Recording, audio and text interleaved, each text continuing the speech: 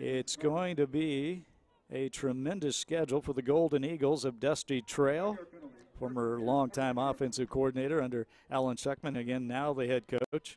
His third year.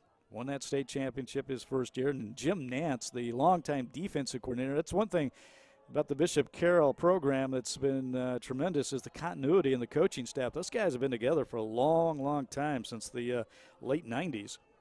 And that's why that program has been so successful, as Carroll's trying to threaten the score. But as we go back up to Hoisington now, the Greenbacks, Pratt with the football. And I was going to mention this earlier, Pratt, a little bit of a trivia here. Long time ago, the voice of the Pratt Greenbacks was a guy named Mitch Holtis.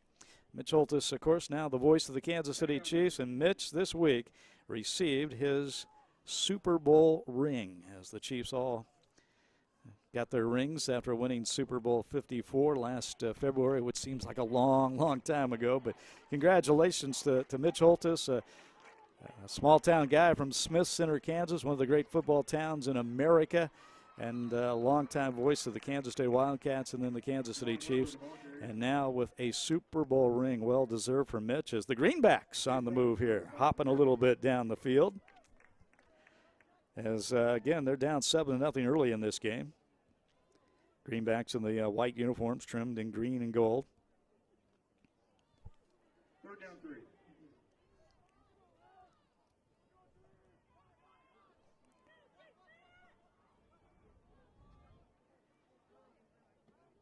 And again, once again.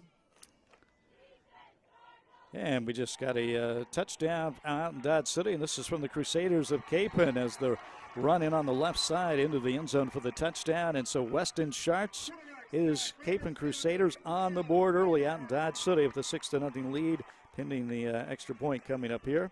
In top left, Dodge City against Capon. Upper right, that's Bishop Carroll against Junction City. And then we're going to take Hutchinson and Valley Center here. Valley Center at home against the Salt Hawks. Salt Hawks in the all-white uniforms, trying to come back from a couple of tough seasons. They finished 3-8 last year.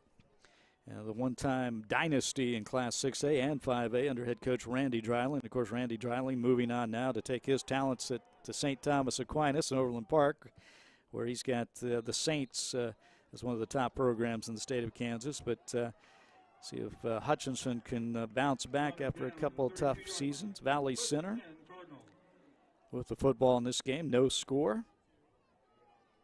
Early. 6:12 left to go in the first quarter. And once again, the games we're checking in on. Dodge City down 6-0. And Capon missed their extra point. While in Hoisington up 7-0 against Pratt.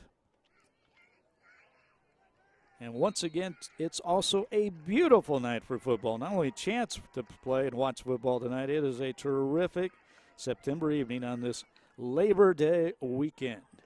And the very first Friday night of high school football as we check out Hoisington with the big play. The Cardinals moving the football once again. Big play for the Hoisington Cardinals as they are off to that great start, scoring on their opening drive, up 7-0 against the Pratt Greenbacks. And checking in on Bishop Carroll and Junction City. Carroll was moving the ball down, and let's see here. So get it back. It is 0-0 first quarter, 4 minutes, clock running in the first quarter for Bishop Carroll. That game again in Wichita tonight.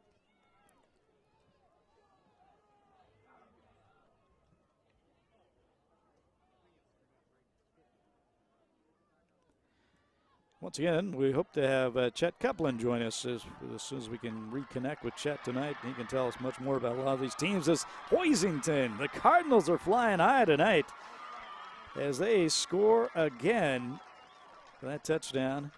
Trying to get some names for you, too, here on these young men playing and scoring touchdowns and doing so well.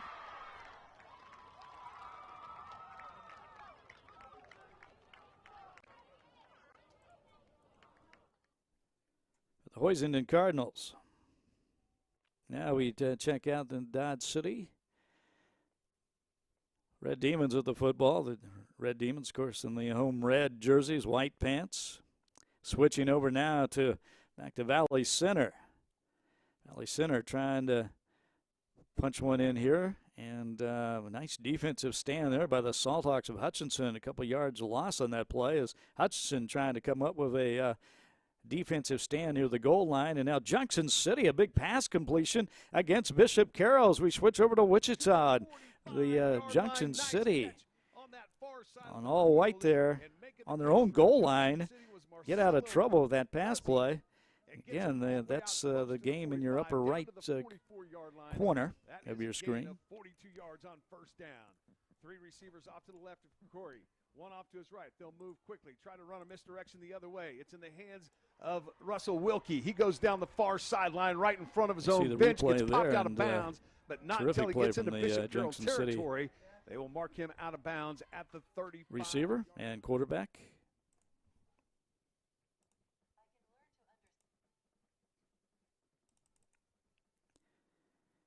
Another replay as we check out the only scoring we have in this game right now is, or in these games that we're watching, we got Hoisington up 13-0. Their extra point they did not convert the extra point in their last touchdown.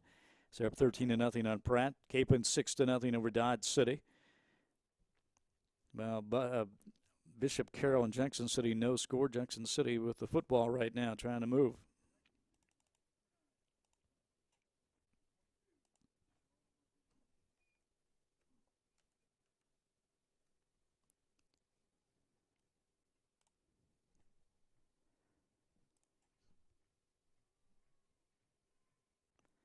And up in your upper left there, Dodge City just had to punt the football back to the Capon Crusaders. And once again, as we mentioned earlier, if you just joined us, first time those two programs have ever met. And that's kind of amazing. Again, Dodge City, Garden City is the 6A schools out in western Kansas.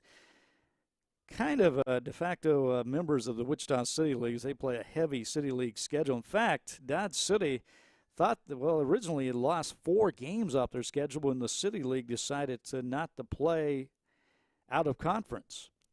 And Dodge City had to reschedule. They put Capon on the schedule, Ulysses on their schedule. They already had Bishop Carroll, so they're going to play them as well.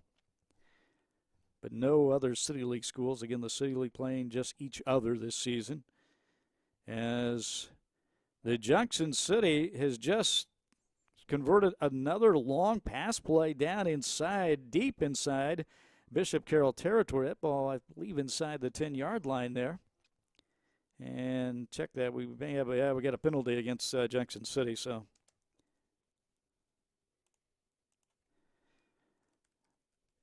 once again, you're watching Kansas Football Friday as we're trying to get things all put together here for you. Get our community.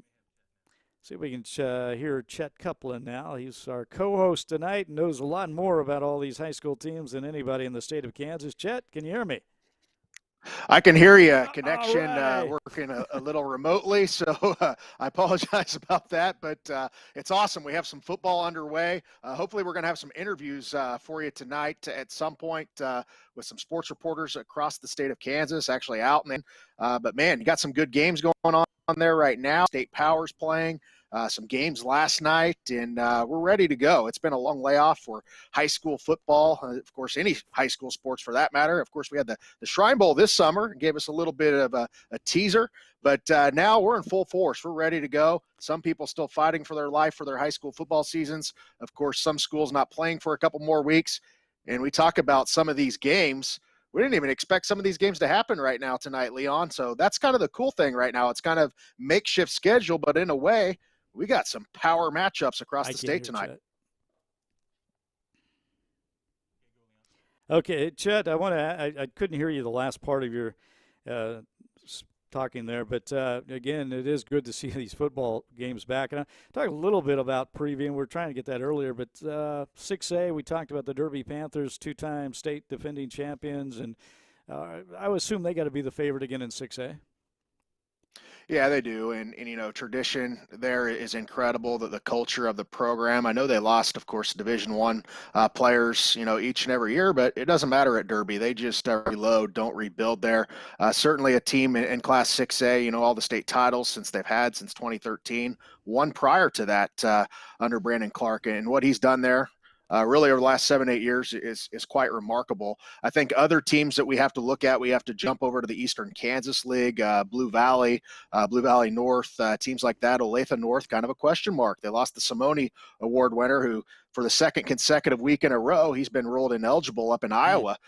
He was our non-senior player of the year, Arlen Bruce. He is an outstanding player. So we've seen some weird things this year, some kids transfer. But, Leon, I can't say that I don't blame him, because when I was a senior in high school, all I wanted to do was play football. So that's what a lot of these kids want to do. And right now, some of them may not get a season. Some of them aren't getting a season. Some of them are not playing for a couple weeks. But, yeah, Class 6A, the Derby Panthers, they're the standard of Kansas high school football, and, of course, playing Mill Valley right now as we speak in a powerhouse match. Happened 5 years ago. Of course, both state champions last year, first cousins. Brandon Clark and, of course, Appleby coached together at Derby. So there's certainly some storylines in that matchup in 6A and 5A tonight. Yeah, it's one of those last-minute scheduling deals. Derby lost some opponents because of the Wichita City League dropping out. And, Brandon Clark just got on the phone to his cousin, I guess, and said, hey, let's play. Yeah, I mean, I think that's kind of what happened. It was kind of, crazy world for athletic directors here recently. And I know my buddy over at K-Preps, Matt Gilmore, would get a lot of scheduling and stuff going across the state in last-minute games. We had teams yesterday, Leon, looking for 8-man football games tomorrow. So it's wild to see. I mean, by the time we're on this call right now talking, I mean, there's probably something that's changed somewhere. I know Larned canceled their game today. They were supposed to play Lions. So day by day, it's a fluid situation. You never know. But the opportunity is there for a lot of schools playing right now, and that's what we're seeing on Friday night. So that feels the best about it is these kids are getting their chance.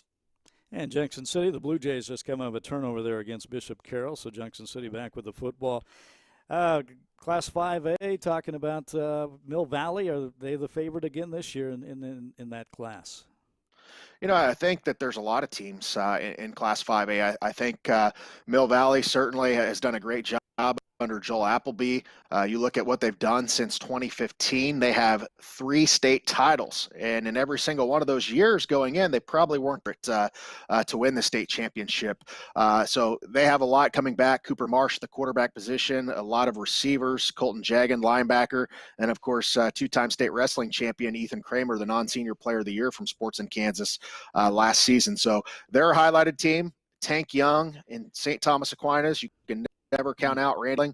They won it a couple of years ago. I think, obviously they don't have that offensive line they did a couple of years ago, but I think we have to circle Aquinas as well. Of course, some of those schools, they're not all playing right now. And luckily, we got a lifeline out in Wichita, because the other team to talk about knocking on the door of a state title, the first ever state title, they have been the runner-up the last 2 years.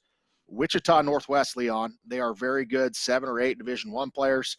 Steve Martin has done an incredible job there. And then you look at Mark Marinelli, of course, really upgrading that defense since coming over for Goddard Eisenhower as the DC.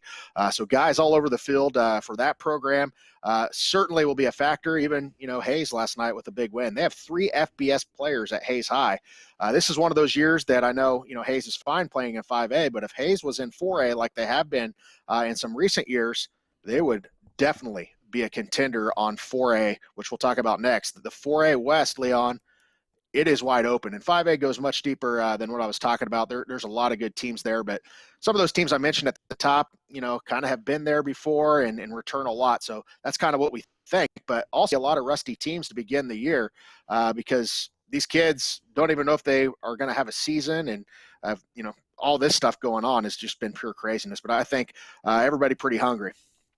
By the way, the Cape and Crusaders just scored, and they added a 2-point conversion to take a 14-0 lead over the Red Demons of Dodge City out there in Dodge City. And again, a beautiful night for football as we look all across the state of Kansas. Leon Lebo along with Chet Coupland. And again, Chet, obviously, as I always say, you know more about high school football than anybody in the state, and you're just rattling off these names left and right of guys. And you mentioned wrestlers, and I know you consider wrestlers a good indication of a good football player as well. Absolutely. I think that a lot of the technique goes hand in hand, the leverage, things like that, mental toughness, physical ability, strength, agility, a lot of things that you see linebackers out there, defensive linemen, offensive linemen, pretty good wrestlers. And by no coincidence, we did a lot of features this year, and it seemed like, man, every kid we were featuring, he got third at state, he got fourth, he got runner up. He was the state champion. And sure enough, when you look at those all state teams at the end of the year, a lot of wrestlers on all of those. So really cool to see that. I'm biased to the multiple sport athlete. I love small towns. I love kids competing in everything and not specializing. I know it takes a lot for an athlete to do that, but I love the kids that compete in all three sports. And a lot of those kids we're talking about at the state track meet. We're talking about state wrestling, state basketball, or football, or those multiple sport cross country runners that also do track or something in the winter as well, basketball. So love multiple sport athletes, but yeah, wrestlers, we're seeing this Hoisington game right now. A wrestler that they're missing right now is Wyatt Pedigo, 3-time state champion. He's now at North Dakota. And he missed the Shrine Bowl this summer, Leon, because I believe somebody up at North Dakota had COVID-19. And he didn't have COVID-19, but they made him clean and go home from the Shrine Bowl. So if you're wondering why we didn't get to see Wyatt Pedigo, the non-senior player of the year a couple of years ago from Sports in Kansas, and in all classes defensive player of the year, incredible career. And we didn't get to see him at the Shrine because of that. So, I don't think a lot of people knew that storyline. But Hoisington right here, they got some guys back this year. Everybody talks Pedigo. They returned probably 1,600 to 1,800 yards rushing of guys that are seniors and have a very solid class after losing, of course, Pedigo and Filburn. And maybe that was disappointing last year because everybody had Hoisington winning that state title last year. And Norton, who they beat in the regular season, of course, knocked them off in the semifinals. And Norton got to their first state championship game since 1989, where Nemaha Central able to knock them off in the first state championship for that program since the consolidation of Baileyville B&B. And, of course, Nemaha Valley. So, nice to see some of this football and some new names, a lot of these programs, because we had such a good senior class from a year ago. Hoisington, again, at home tonight, opening up against the Pratt Greenbacks. And Hoisington got off to the fast start as they got at that 13-0 lead. It looks like the Greenbacks, though, are starting to are threatening here deep in Hoisington territory. But, Chad, I want to ask further previews. We talked about small towns, and we get down to Class 3A and lower. What do we see? 3A is a very good class. It's basically the old 4A2 with the top end of that old 3A as we used to know it, the 64-team 3A, where you're playing on Thursday, Tuesday, Saturday in the playoffs and battle-tested. There's a lot of good teams. The Andale Indians are the team to me. Elon Back, of course, they may have 70, 90 kids out a year, Leon, for Andale, and that's just not common. Whenever I talk to a lot of these coaches, some schools are lucky to have 40 kids out at a 3A program, some 35. Andale has the numbers. They're a great track and field program, a great multiple sport program there outside of Wichita. Of course, Caden Winter is back as well. Compton, the runner-up from last year. I think we got to talk about them. They have some speed. William Welch back at the quarterback position. And they're loaded, and they may have added some transfers too due to all this stuff going on. That's going to be the key thing. There's going to be some transfers like, wow, that guy played there last year, now he's there, because maybe that team is quarantined or didn't have a season or the kid moved. A transfer tracker needs to be done out there. I don't think that would take all day. Outside of that, I like the Frontenac Raiders. They're playing Columbus right now as we speak. They have a 6', 30-pound defensive end, Landon Dean, 4.5 FBS offers. And, there's a lot of teams, Topeka Hayden and Desmond Purnell. It goes very deep in Class 3A football, the Big 7 League, the Holtons of the world. Very, very good. But I think Andy is kind of the king of that class. I think Dylan Schmitz only lost a couple of games since he's been the head coach. One of those was against Miege in a title game, smallest 4A in the state. And the other one of those was against these Pratt Greenbacks watching right now on the way to the state runner-up a few years ago on that crazy, wild game where did Sabetha really win? Did Pratt really win? We don't know. So, that's the kind of the crazy thing is a lot of the, familiar suspects in all these classifications. Yeah, we just broke away from that Hoisington Pratt game because it's in the first quarter. They're switching sides for the start of the second quarter, but I believe it's 2nd and goal to go for the Pratt Greenbacks against the Hoisington Cardinals.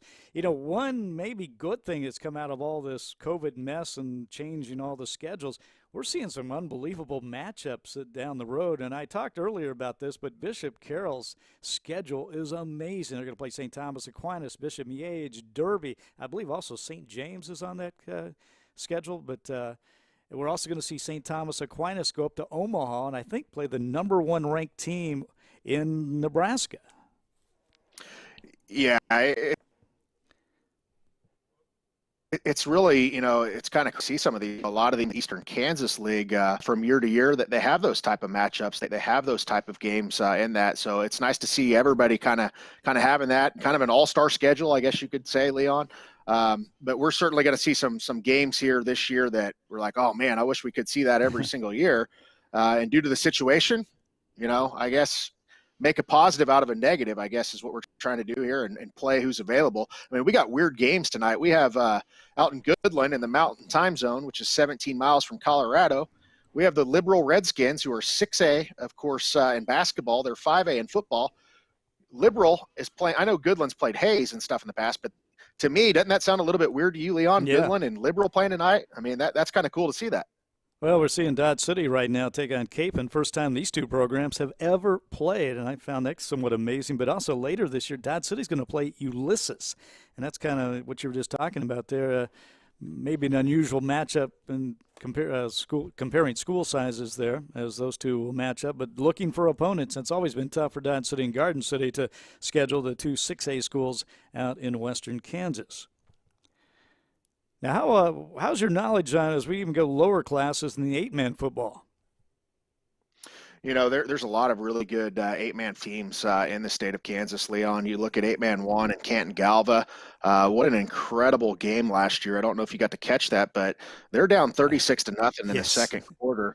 And they do a Kansas City Chiefs, as I say it all the time. And you know, they could have been pointed pretty fast. They won 66-36. They scored 66 unanswered on St. Francis. St. Francis now jumps down to 8-man 2, where they're the favorite in that class. But Canton Galva, I mean, Tyson Struber, junior this year, he has 2 FBS offers. It's much more than them. I was there, you know, speaking on the Power of Social Media tour, got to meet some of their athletes, their weight room program. It's great. Great facility there as well for high school basketball at Canton Galva. But they're a team that I look at for sure. Madison's another one of those teams in 8-man. How about this guy out in Hoxie, Kansas?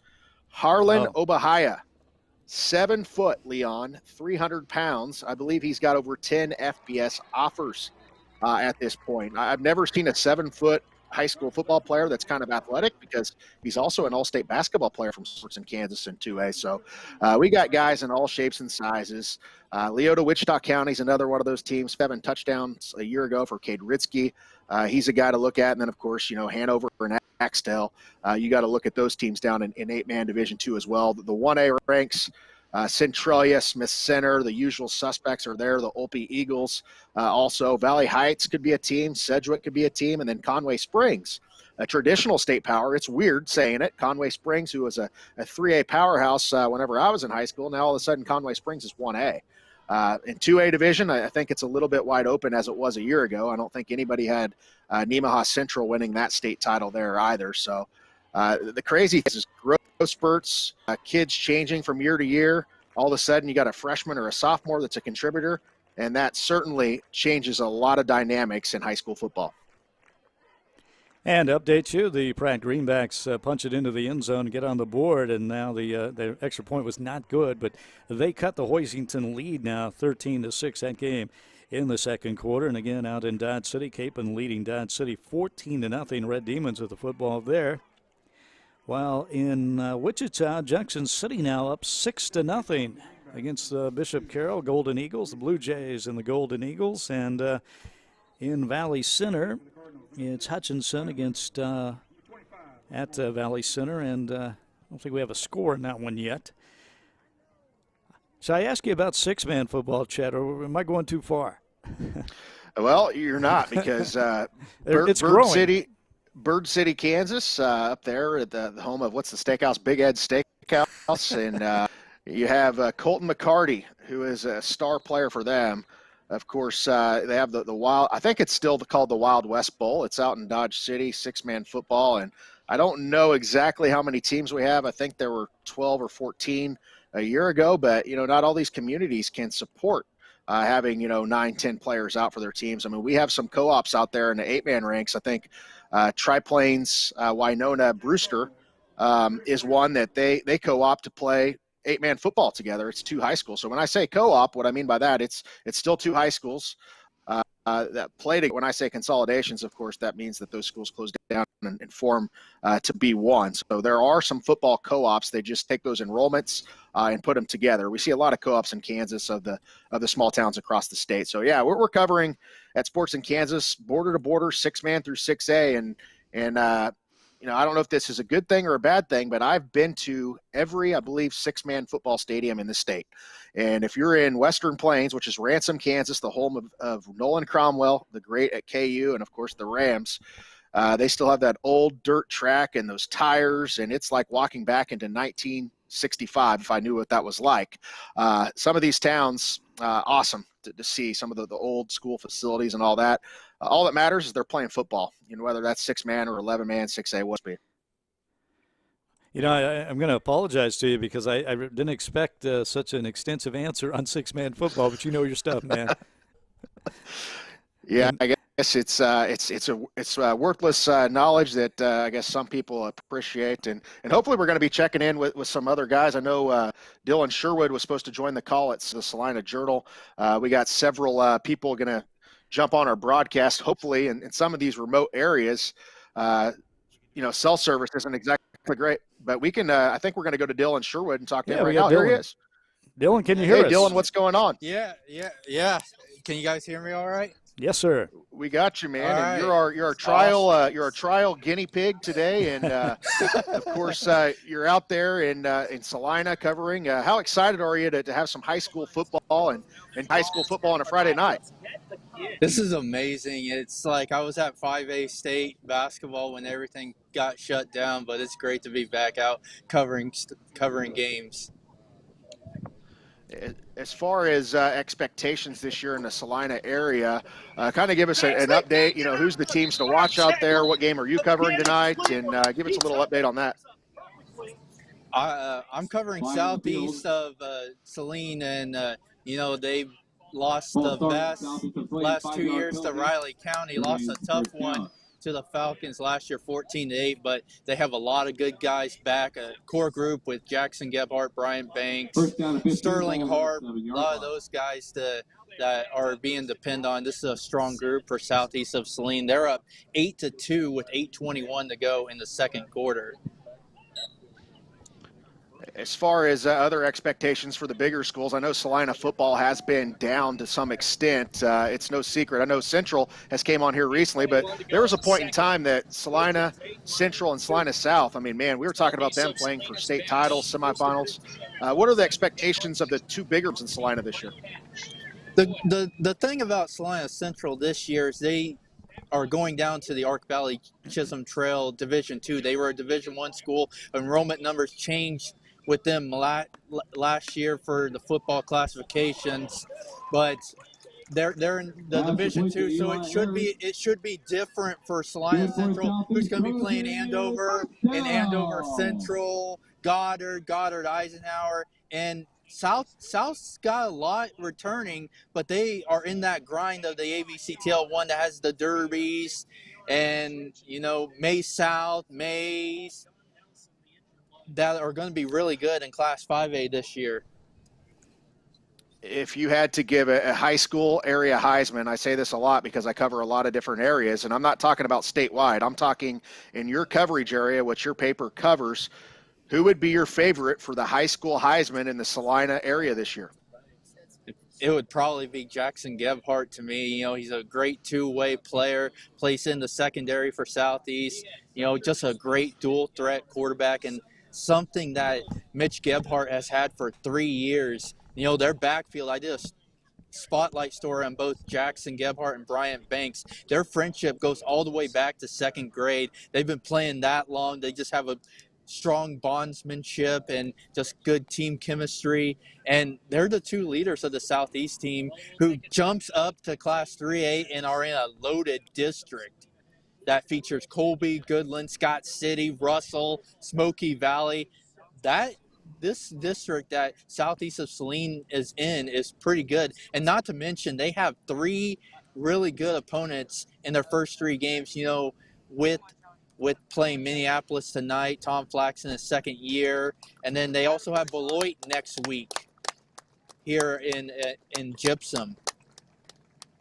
As far as one more player we'll ask you about before we let you go, I know we did a feature on Sterling Harp this year. I believe he lost to Wyatt Pedigo in the state championship last year. We just talked about him when we Wensington broadcast. He's graduated. But wrestling and football goes hand in hand, and there's certainly been a lot of good wrestlers there in the Salina area. How's the Harp kid this year? He looks good. He looks good, playing both on the offensive and defensive line. He's already made an impact in this game defensively. And he's just going to get better and better and better. He was on our all-county team last year, my first year here in the Salina, covering Salina after being in Emporia for 3 years. I'm impressed by this kid already. And, they got Matthew Rodriguez as well, who also was a state placer in wrestling last year.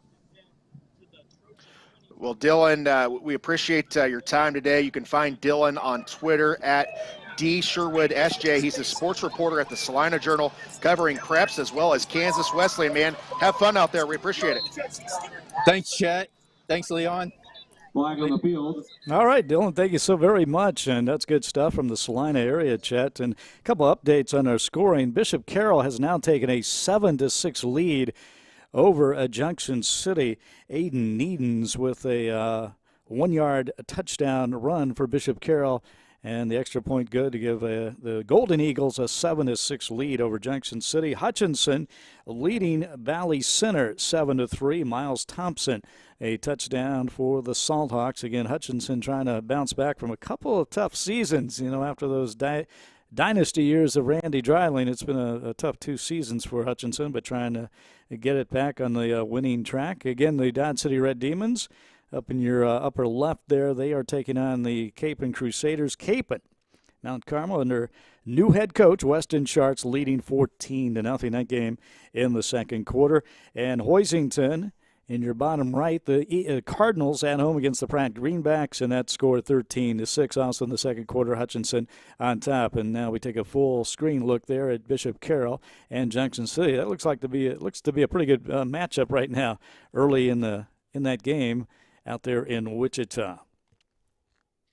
You look at Junction City, Andrew Corey, the quarterback there, a first-year starter last year, over 2,000 yards passing.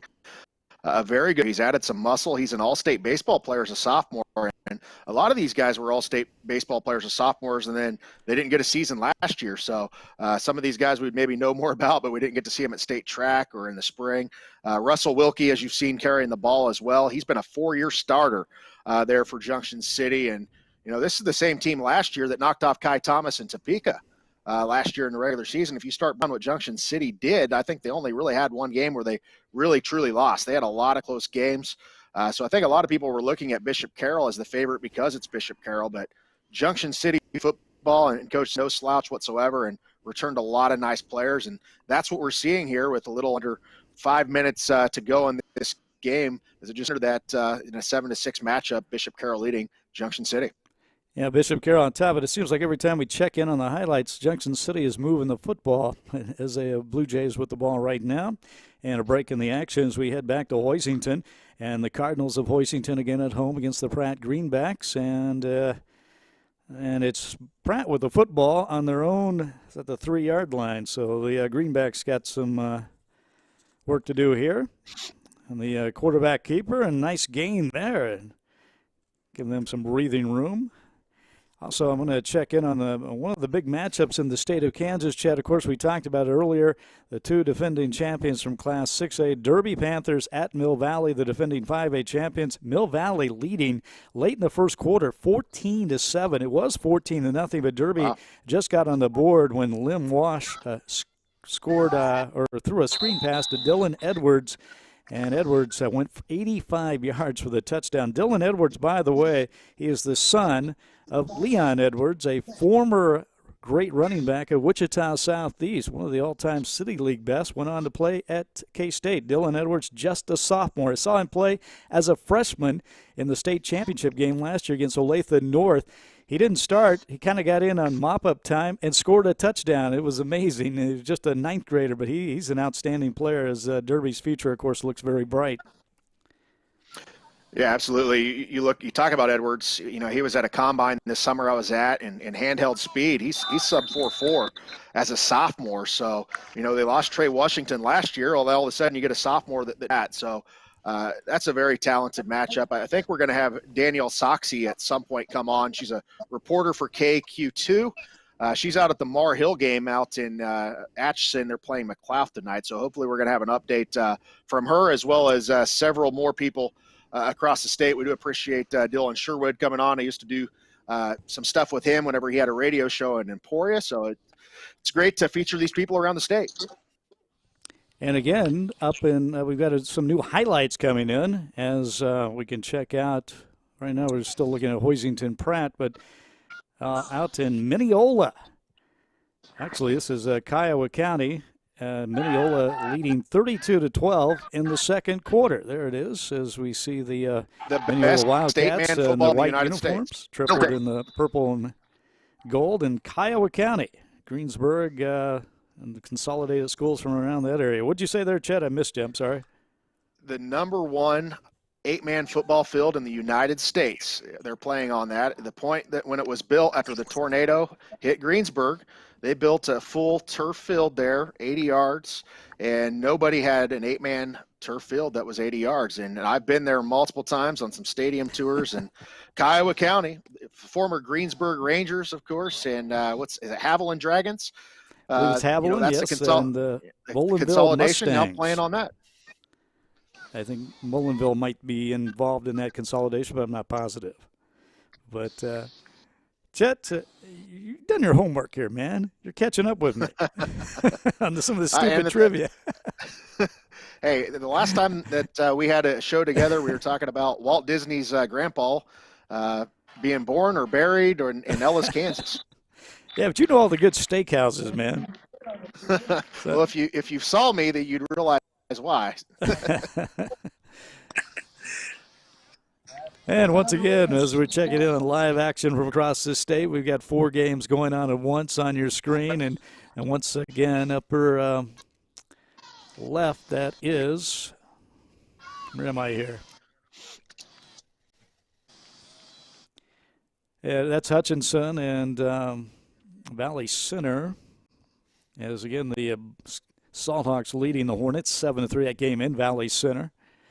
Hoisington and Pratt, that's in your bottom right. Bottom left is the Hutchinson Valley Center game. Upper right, Bishop Carroll against Junction City. Looks like the Golden Eagles got the football back and without allowing Junction City to score. Golden Eagles lead 7-6 in that game.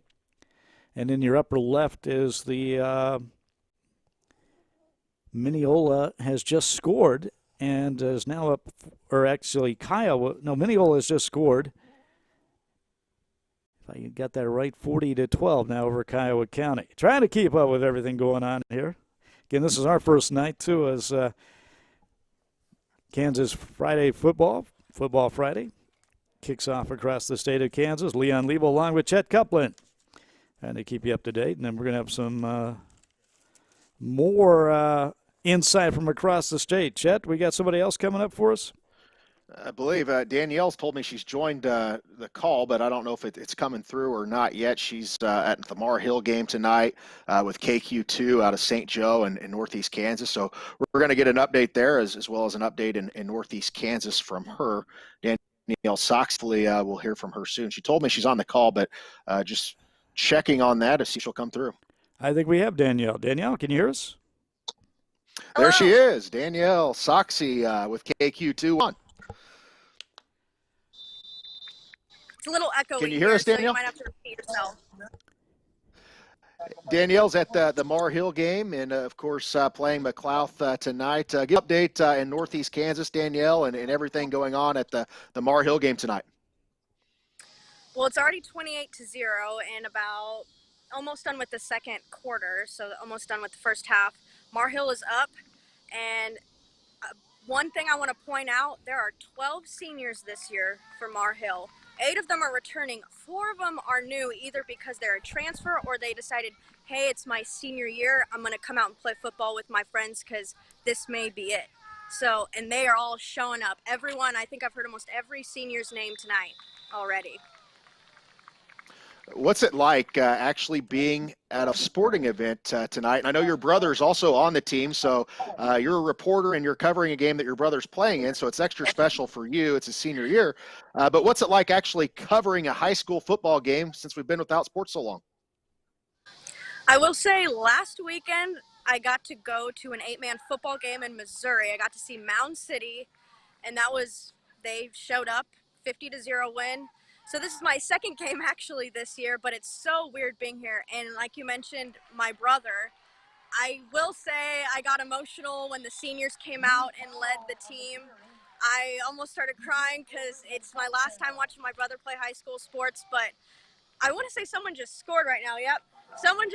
Drew Cottle just threw a touchdown. It's now 34-0 going into halftime, but it's just everyone out here is so excited and grateful to be together and play sports again. As far as Schwinn, before we let you go, he's the star player for them after, of course, Sieben Morgan and the other Cottle graduated last year and have been to college programs. How good of a game is he having tonight, and how good of a player is he going to be for Mar Hill as a linebacker and running back? He has probably already has over 100 yards tonight. The first drive, he had a couple long runs, and then the next 2 drives, he scored some touchdowns. His last touchdown was a 37-yard touchdown. So he's already putting up big numbers first half, and it's just the beginning of the season. So hopefully to see how things play out, he's going to have a great season and is one of the top running backs in the Northeast Kansas area. As far as crowd and anything like that, is it any different than a normal year? Is there temperature checks, mask in the stands? Any differences of a normal football Friday night? Now, I think every player had 4 tickets for family. I know we had 4 tickets, so I'm assuming that's how it went for everyone else.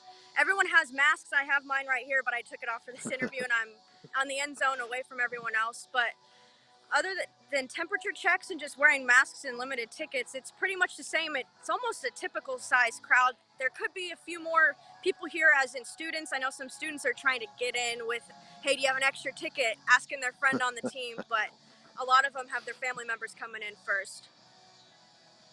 Danielle Soxie with KQ2. Danielle, we appreciate your time. Great work that you do. Thanks for having me on this week, and I'm sure we'll be catching up throughout the season. Thank you so much for having me on tonight, and have a great first football Friday night, and who knows how the rest of the season will play out, but hopefully we'll have some more Friday night lights. Back to you, Leon. We appreciate Danielle.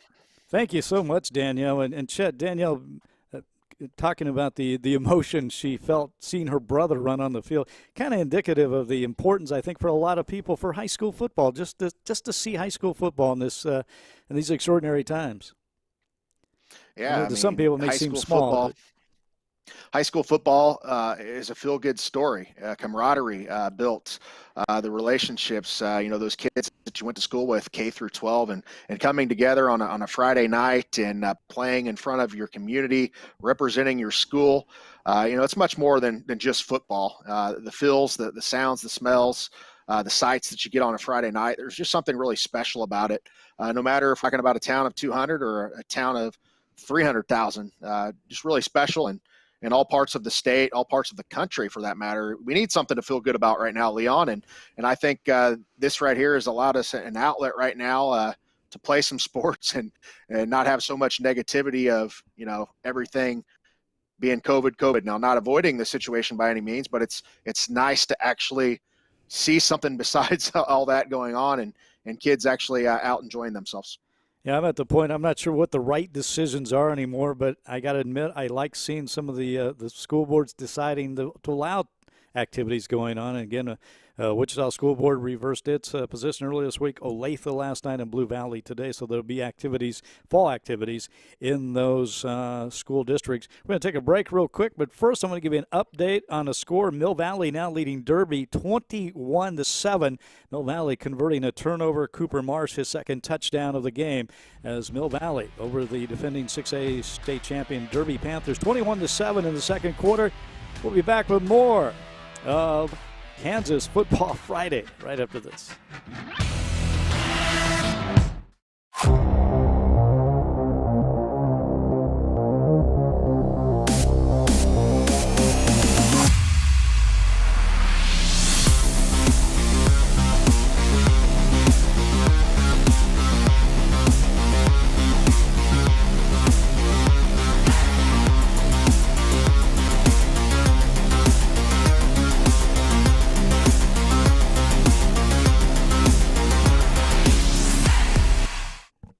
I don't know about you, but I'm glad to be open and back to business. These last few months have been hard on everyone.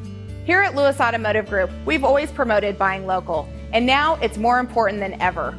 As our economy gets up and going, let's protect the people closest to us. Support our local businesses first. Together, we can put all of this behind us quickly while still keeping safety at the forefront. From all of us at Lewis Automotive Group, be smart, be safe, and buy local.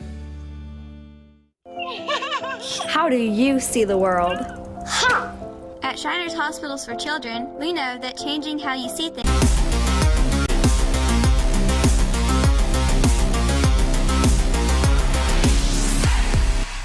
It's okay to shop around, but make your last stop Lewis Chevrolet of Garden City. We have the largest pre-owned inventory in western Kansas, and we back them with GM certification. That means you get an upgraded ride and peace of mind with a 172-point inspection, 3 months of OnStar and XM radio, 2 years of no-cost maintenance, and a 6-year, 100,000-mile powertrain warranty. Plus, at Lewis Chevrolet of Garden City, you never pay retail. Stop by Lewis Chevrolet of Garden City today or click LewisChevy.com. Buy local, buy for less, buy Lewis. And welcome back, everybody, to Kansas Football Friday, presented to you by Sports in Kansas. I'm Leon Liebel, along with Chet Copeland, as we bring you, once again, live action, highlights, scores, and so much more from across the state of Kansas on this first Friday night of the 2020 football season. And, Chet, I'll give you an update on a score. Cape and Mount Carmel out there in Dodge City executed a fake punt, and then on the very next play scored a touchdown. They're up 21-0 in the second quarter. And as I check the monitor, the Junction City Blue Jays have just gone in for a touchdown as they see the celebration. And the replay is coming up here, I think, pretty quick. But we got Junction City celebrating. They're 14-7 on the Golden Eagles of Bishop Carroll. So once again, we got 4 games on your screen right now, including, once again, in Kiowa County and Mineola. That game, an 8-man game. And here's the touchdown for Junction City, barreling his way down the sideline into the end zone for that touchdown. That's a good game out there in Wichita.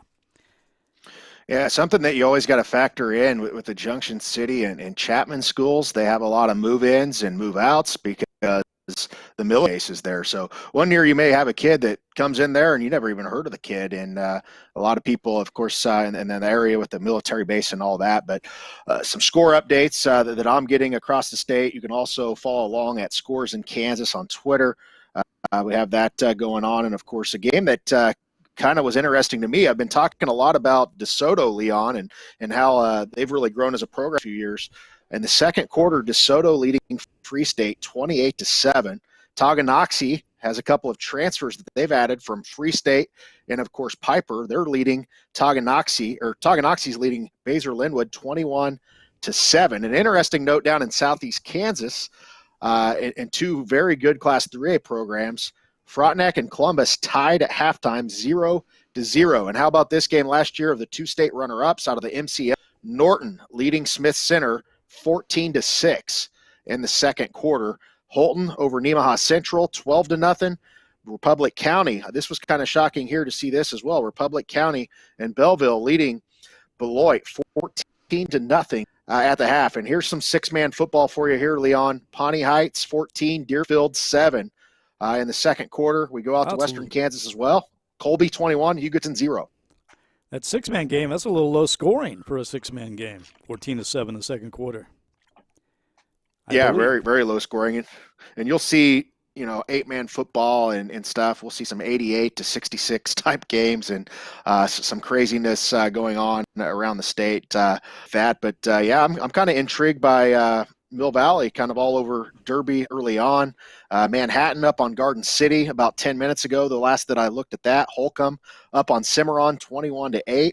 Andale all over Rose Hill 28-7 in that one. The Chesty Lions under Steve Rampy, they have a lot back this year. The last I looked in the second quarter, Lawrence was up 32-0 on Shawnee Heights. So we definitely, have some teams out to some good leads here. Around halftime, most of these games are going right now. And once again on the screen right now this is Kiowa County. At Kiowa County, they're in the orange against the Mineola Wildcats. Mineola with the football. Kiowa County, though, up big in this game, as I believe that is 48-18 now. Mineola leading. By the way, we showed you the Junction City touchdown a few moments ago where they took the 14-7 lead over Bishop Carroll. That was DJ Gibbons on a 6-yard run, pounding his way down the sideline for that touchdown. And as I check that game right now, Bishop Carroll, the Golden Eagles, now marching right down the field as we pick it up for you. Well, see if we can see that. As that is Bishop Carroll in the green and gold. There they are against the Junction City Blue Jays. This is a good football game, again, in Wichita. As Bishop Carroll, limited fans, limiting the number of fans as many schools are doing across the state. So, once again, Bishop Carroll always has a full house there at the Bishop Carroll Family Stadium, but a lot of empty seats, obviously. But we do have football, and that's the main thing tonight. Also checking some of our Hoisington Cardinals. We were checking in on them as well, as we have cameras in Hoisington tonight.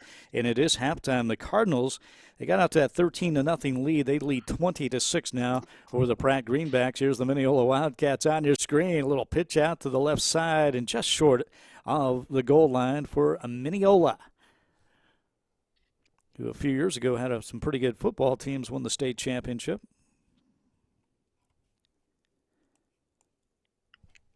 Once again, this is Kansas Football Friday. I'm Leon Liebel along with Chet Copeland. Chet, what else you got there for us? Some other updates around the state. Hutch up on Valley Center. Of course, we saw that feed earlier. 14-3. Hutch is leading at the half. Another one, a close one that many maybe didn't expect to be close. I think Salina South, their sophomore quarterback, having a big game. McPherson, of course, knocking on the door of that 4A state championship game. Last 3 years have been in the semifinal. Is leading Salina South 13-12. Lewisburg and Spring Hill, Frontier League programs up in the Kansas City market. Very good Class 4A. Lewisburg, they are leading Spring Hill 8-6 at last look right there. And you mentioned Hoisington Pratt. Probably Pratt, a little bit down the last couple of years after losing Travis Tice. And Hoisington, of course, is a team that we talked about that lost so much from last year. So, both kind of unknown this year to what their identity is going to be, but a pretty solid start overall for Hoisington to 2020. And checking on that huge matchup in the Kansas City area tonight, Derby and Mill Valley. And how about Mill Valley? They have just scored again, take a 28-7 lead over the Derby Panthers. And Mill Valley's Cooper Marsh, he's having himself a night. He's ran for 2 touchdowns. He just threw a 3-yard touchdown pass to Jacob Hartman. Mill Valley leads Derby 28-7, 6:25 left to go. The first half. How surprised are you by that score, Chet?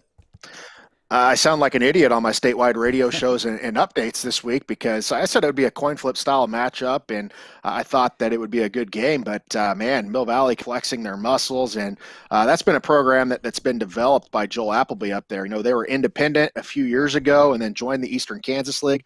Now they're in the Sunflower League, even though these schedules aren't really like you're in any league for some of these schools now. But they've just elevated their program. We see some inner city programs that may not have big crowds and the culture, K through 12, and the same kids in the elementary running the same plays in the youth football. Mill Valley and Shawnee, they have that. Blay has that, and they've had that for years. Derby has that. You're not going to see that all the time in Kansas City and Wichita. So culture wins at a lot of these places, and those two teams playing tonight, they certainly have that. Another score update from the Wichita: Goddard and Tommy Beeson leading Buhler 14-7 in that game, and I think both of those teams have a shot to be pretty good football teams in the Wichita market.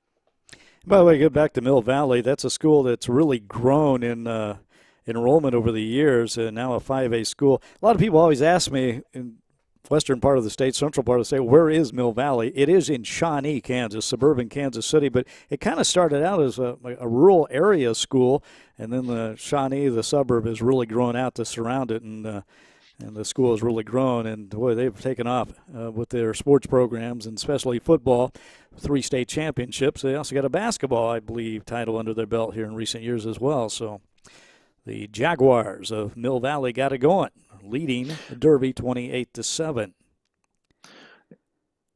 And also the state wrestling champion in 6A last year, Leon. They won state wrestling in 6A, and just a fantastic overall sports program. The community really supports it. I think it's about 18 to 20 years old school. And at one point they were either 3A or 4A. I think 4A whenever they started. And now, they've even talked about maybe perhaps there's another school. So I think that they're both in the DeSoto School District up there. So certainly been a team that, a lot of the years that they've won state, the 3 years they've won them since 2015, as I mentioned earlier, they were favorite team to do so. 15 was Aquinas. 16, of course, they kind of came out of nowhere that year and won in overtime against Goddard at Pittsburgh. And then, this past year, I don't think anybody had them beat us either, and a field goal gets them into the state championship where they knocked off, of course, Wichita Northwest, which we could see another of that this year. So I am a little bit shocked by that so far, but, a lot of these teams, what's crazy right now, we've seen some 4-loss Eastern Kansas League teams. Blue Valley North in 2017 and Mill Valley in 2016 had 4 league losses, and they won state titles. So, there's going to be some schools right now that are going to have some rough starts the first 3-4 weeks out of the gate, and they're going to figure some stuff out, and they're going to be a completely different team come November. And that's what's so special about high school football is you can't really label a loss this early on in the season. Yes, it matters for seeding, league championships, things like that. But as far as 2A football, it's district play beginning week 4. So now weeks 4 through 8, which you have 5 district games. Now you got to be ready to go because all those games matter for something. 4A, 6A, there are no districts. Everybody makes the playoffs, and of course they see East and West, and it's done by record. So that's why every game does matter for record. But the scary thing about that is, Leon, you may have a 4 or 5 loss Eastern Kansas League school all of a sudden that's a 10th seed whenever they're really not a seed because strength of schedule and any kind of power ranking. It doesn't matter. They don't factor any of that in. Chad, while we're talking there, Junction City just had an amazing goal line stand against Bishop Carroll. The Golden Eagles had a completed pass at about the half-yard line. Junction City able to make the tackle and keep the Golden Eagle player out of the end zone. The clock ran out at the half, and Junction City takes a 14-7 lead in at halftime out in Wichita against Bishop Carroll. What a terrific defensive stand from the Blue Jays, as now we're watching Perry LeCompton, Jefferson West, and looks like the visiting team there is up 35-0. We have a Jeff West, so that's Perry LeCompton on top. What do you know about these two teams, Chet? I know a lot about these two teams, and I've been getting texts about this game as I'm speaking right now. Of course, Mammoth Sports Construction, our title sponsor, they're out of Meriden, Kansas, and that's Mammoth Sports Construction Field that they're playing on. Jeff West, of course, lost a lot of seniors from a year ago, and as you can tell by the scoreboard, 35-0 right now. Perry LeCompton has some dudes all over the field. They came to a couple combines I was at this year, had a couple guys at 4.4 speed, William Welch back at the quarterback position, Thad Metcalf at the running back, Hayden Robb, the linebacker that you see on your screen, the bigger guy to your right. He's going for 500 career tackles this year. And, of course, the cupboard wasn't bare necessarily for Jefferson West either. I don't think they were expecting maybe quite the season from a year ago, but this is impressive right now, seeing Perry LeCompton 35-0. And I'd have to look at their roster to see if they did add any transfers from Free State like that, because I know that was kind of up in limbo. But Perry LeCompton out of the Big 7 League, this is a Big 7 matchup, state runner-up last year to Andale. They have some very good players. As you can see, those guys right up there front, they have some size as well. Perry LeCompton is certainly going to be a factor in the 3A East side of things this year. Is going to be very interesting because, of course, we have Topeka Hayden, we have Frontenac, we have Columbus, we have teams like that. But Perry LeCompton making a statement right out of the gate. And certainly they are leading 35-0. And once again, ask Chet Copeland a question. He knows the answer and much more. He can even pick the guys out on the screen for you. That's pretty good stuff. A lot of these young men across the state of Kansas will be moving on to Division I football. And I know you're a huge proponent of the Kansas players getting that chance to play college football. And K-State continues to do a pretty good job signing the Kansas kids. Yeah, do a great job. I became really, close with Taylor Bratt of Kansas State, the recruiting coordinator, and I can tell you that guy checks out more players than I do, and this is what I do all day, every day, and he loves the Kansas kids. Of course, I talked to Coach Wedd over at KU. He's the Kansas kids as well. We're trying to get KU to really look at some kids in the state of Kansas, and they're taking some, but Kansas State right now is doing a job. Butler Community College is doing an incredible job. I feel like the MIAA programs, Coach Schurig does a really good job at Washburn. Chris Brown in Western Kansas and the kids that he gives opportunities, a lot of them. And then, of course, you look at Pittsburgh State, brand new coach Brian Wright. They're recruiting their tails off down there. No season right now, so they're going to get to see a lot of these guys, of course, this fall. And then Emporia State, a lot of guys. But you mentioned guys and having opportunities. Kansas players get labeled a lot because maybe they don't play against that notch competition or they play 8-man football or whatever it is. We have different events across the state. Again, shout out to Jake Sharp, who is obviously a big reason for a lot of those events. And we get to see these kids in person. We get to see how they bend, how they move, how they run their 40, kind of how they interact with you as well, because they have to be student at the next level as well. So, there's a lot to it. There's a lot of talent in Kansas. Hopefully we're a small part of that and getting their names out there, whether that's a player evaluation, whether that's checking out their huddle tape or promoting them or talking about them. But I don't want to lose track of what we're all about either. There's a lot of really good high school football players, Leon, and you know this as well, that are never going to go on to play college football. And there's a difference between promoting recruiting and promoting high school football. There may be a 5'11", 235-pound guard, and he is just an absolute stud. He's the best player in the state, but he's not going to have any offers because he's 5'11". The guy might be 5'5", 260, not quite as good as him.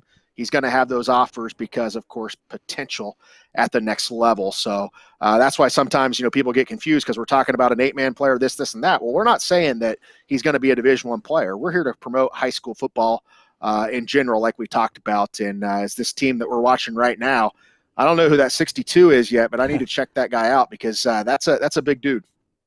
Certainly is. And again, that is Perry LeCompton playing at Jefferson West. Perry LeCompton on top 35-0. We'd like to hear from some of the fans out there. If you've got some photos, you're at a game tonight, or you've got some information, you can tweet at hashtag KSFanCam. That is hashtag KSFanCam. I'm having a hard time saying that for some odd reason, but there it goes. There it goes. So we'd love to hear from you tonight on the Twitter machine, as they say across the state of Kansas. So we're trying to bring you some live action highlights and much more across the state of Kansas. I want to ask you, Chet, you talked about 8-man football players. Isaiah Loudermilk, who's been an outstanding player of the University of Wisconsin, an 8-man player out of the state of Kansas. Has he kind of opened up eyes maybe a little bit to, hey, some of these guys can play? He absolutely has, and I have a very good story about him. I was watching a high school basketball game, 5-6 years ago, and West Elk was St. Mary's Colgan, and I saw this 6'7", 230-pound kid that was a junior. He could move pretty well and really like what I saw, and I thought, man, this kid probably plays football. I need to check out his huddle, look at it. I was like, well, I was pretty impressed overall. Sent his stuff out to a few Division II programs or whatnot, and they're like, I don't know. He looks a little raw. I don't know if he can play here. He needs Butler Community College. And I was like, are we looking at the same guy? And the next thing we know, we sent out his stuff to some FBS programs. The next day, Wyoming offered the young man from Howard, Kansas, population 600, followed by 13 FBS offers later. And now, of course, the 6'7", 234-pounder in high school. He's now 6'7", 306 pounds, and he started the last 2 years and has played in the Rose Bowl for Wisconsin. Unfortunately, they're not playing right now, but that's a kid that maybe we'll be talking about on Sunday. And he played at 8-man-1, Howard West Elk. Of course, as I mentioned earlier, population around 600. So there's a lot of really, really cool stories out that. However, he doesn't hold a candle as far as the size of the kid out at Hoxie this year. Yeah. And, Isaiah is one of the biggest kids I've ever covered in high school football and a very, very fine player. He's a great story. Isaiah Loudermilk again at the University of Wisconsin. And, of course, the Badgers, part of the Big Ten not playing, at least not yet. There's been some discussion perhaps of starting the season later. We'll keep an eye on that. But once again, one of the great 8-man players who has a chance to play in the NFL. I want to mention, we talked about the Ransom Rambler earlier, Nolan Cromwell. There always seems to be a myth that he was an 8-man player that got to play in the NFL. Back when he played at Ransom, they were 11-man football. So I just want to make sure people know that he was not running around on an 8-man field. But anyway, I didn't know that, Leon. So you stumped me on something there. I've heard the story of Paul Kaufman being recruited off of Nolan Cromwell being looked at, and I think Brent Maycock, he's going to be calling in from Topeka Capital Journal. So hopefully he's going to be calling in here in a minute, Brent Maycock of the Topeka Capital Journal. And we're going to talk to him. He's at Rossville Centralia. Not seen an update on that yet. So hopefully he will call in and we'll get him. Terrific. By the way, also I did know this about Nolan Cromwell. He started his high school career at Logan. I saw some interesting basketball video of him recently playing high school basketball for Logan. I think it was in a state tournament, and it was really good quality. It's on YouTube somewhere, but I had no idea he started there before transferring to Ransom. So. And can you imagine this day and age? I mean, we're talking about a guy that with ridiculous numbers in track and field, a great basketball player, and of course, we don't see that all the time. Maybe in 6-man, 8-man, and I know he wasn't back in the day, but it certainly would give you a chance if all of a sudden, if Western Plains, which is called now, formerly Ransom, has a guy like Nolan Cromwell on your team. I mean, that's what when people tell me something that kid can't play or he's from that level, this and that. I mean. Man, I've followed way too many kids over the years to know that is completely untrue. I know it's not a ton of stories, but the Jordy Nelsons, the Mark Simonos, all those stories, the Ron Bakers, the Willie Colleystein from Spearville, a lot of cool stories out there. Yeah, yesterday on his radio show in Wichita, longtime Wichita Eagles sports columnist Bob Lutz, and a couple other sports writers on it, and they ranked their top 10 athletes in the state of Kansas, small town athletes. I forgot what the criteria for a small town was. I think it was maybe 2A or below, but it was amazing. I mean, some of the greatest athletes out of this state came from small schools, and of course the top 2 on everybody's list was John Riggins and Nolan Cromwell. John Riggins, of course, a Pro Football Hall of Famer. He doesn't get much better than that. And you can go down the line, some of the guys you already mentioned there, basketball, football, and all kinds of sports. So it doesn't matter what size school you come from. If you're good, you're good. They're going to find you, especially in this day and age. Yeah, we're at the point now where, you can send a YouTube video, a huddle or whatever, and a text message, and it produces an offer. I mean, I've had people, coaches, Division I coaches, have me, have a kid send him a picture of them standing in a doorway to confirm his height. And then 20 minutes later, all of a sudden, Nebraska offers the kid from a text message. It's kind of a crazy day and age, and it kind of makes you think and appreciate those recent people in the past of the 70s, 80s, and 90s, how they were able to find some of these kids in small towns. And again, we're checking on some live coverage across the state for up there in your screen. And then go to Hoisington back there where the Cardinals are underway in the third quarter at home against the Pratt Greenbacks. Hoisington leading this game 20-6. The Cardinals tonight have been led by Josh Ball. He has 5 carries, 52 yards, and a touchdown as Hoisington with the football. And I like that old again,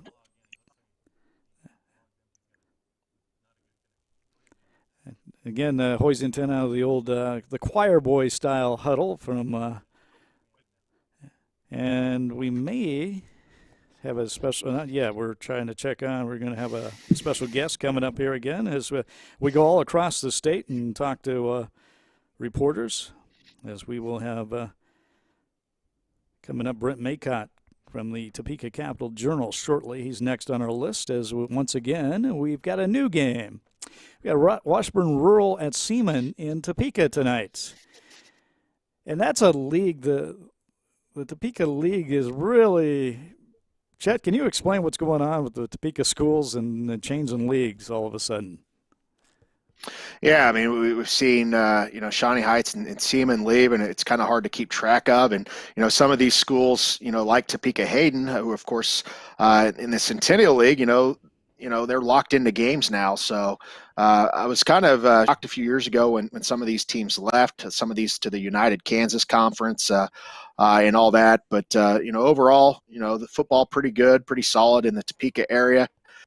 Just really have that state championship contender at the 5A and 6A level for quite some time. Last year everybody thought that would be Topeka, but, Derby is on that side of the bracket. And until somebody can knock off Derby in 6A, they're kind of the king of that. But certainly some good football out there. And Coach Glenn O'Neill, the head coach of Topeka Seaman, of course, he's the former coach who we just talked about, Ron Baker. He was Ron Baker's high school basketball coach back in the day and high school football coach. So Glenn O'Neill, the head coach at Topeka Seaman, and they certainly have had some good players over the years as well. And then look at Coach Bueller, Washburn Rural.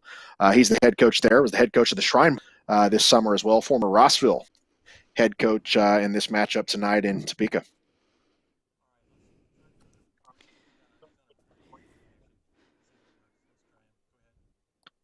Chet, I think we got a special guest from Topeka, as we were just talking about Seaman here, leading Washburn Rural, by the way, 28-0 in the third quarter. We have Brent Maycock on the line from the Topeka Capital Journal. Go to Brent Maycock on the line. Brent, can you hear us?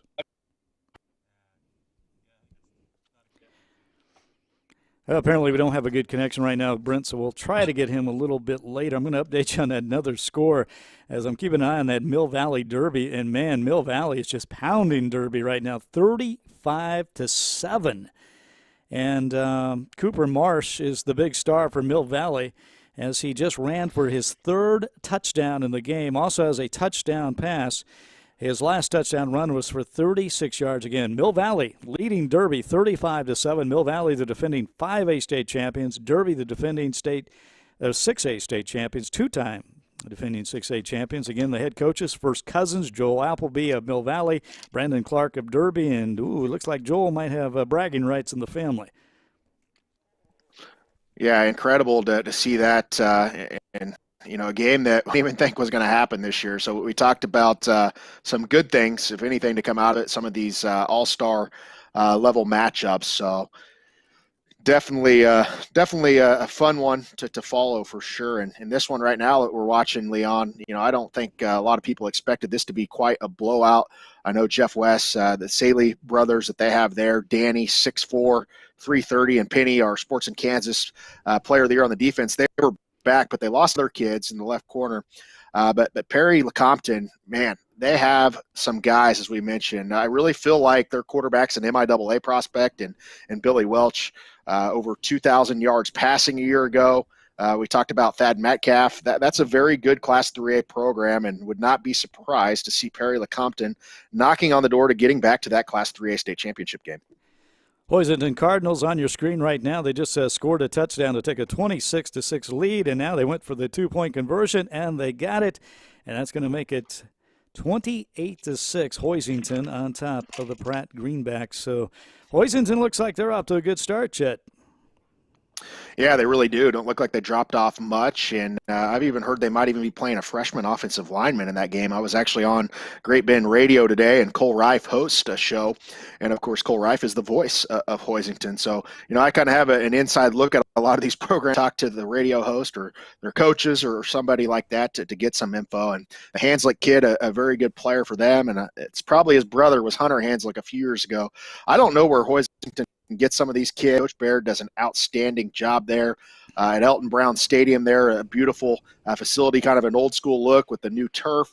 and they have it rolling there. And I know they were very disappointed 1 year ago. I picked them number 1 in the state. They were my 2A state champion. They blew Norton out early in the season, and the next thing you know, they're losing in the semifinals and not getting to state. And if they would have got to state, I think that they would have been the Class 2A state champion. But I think a lot of people thought, Pedigo going to North Dakota, Riley Filborn, of course, on the offensive line, and losing guys like they would drop off. But Mason Haxton and company, and of course Joshua defensively, several key players back for this Hoisington High School football team.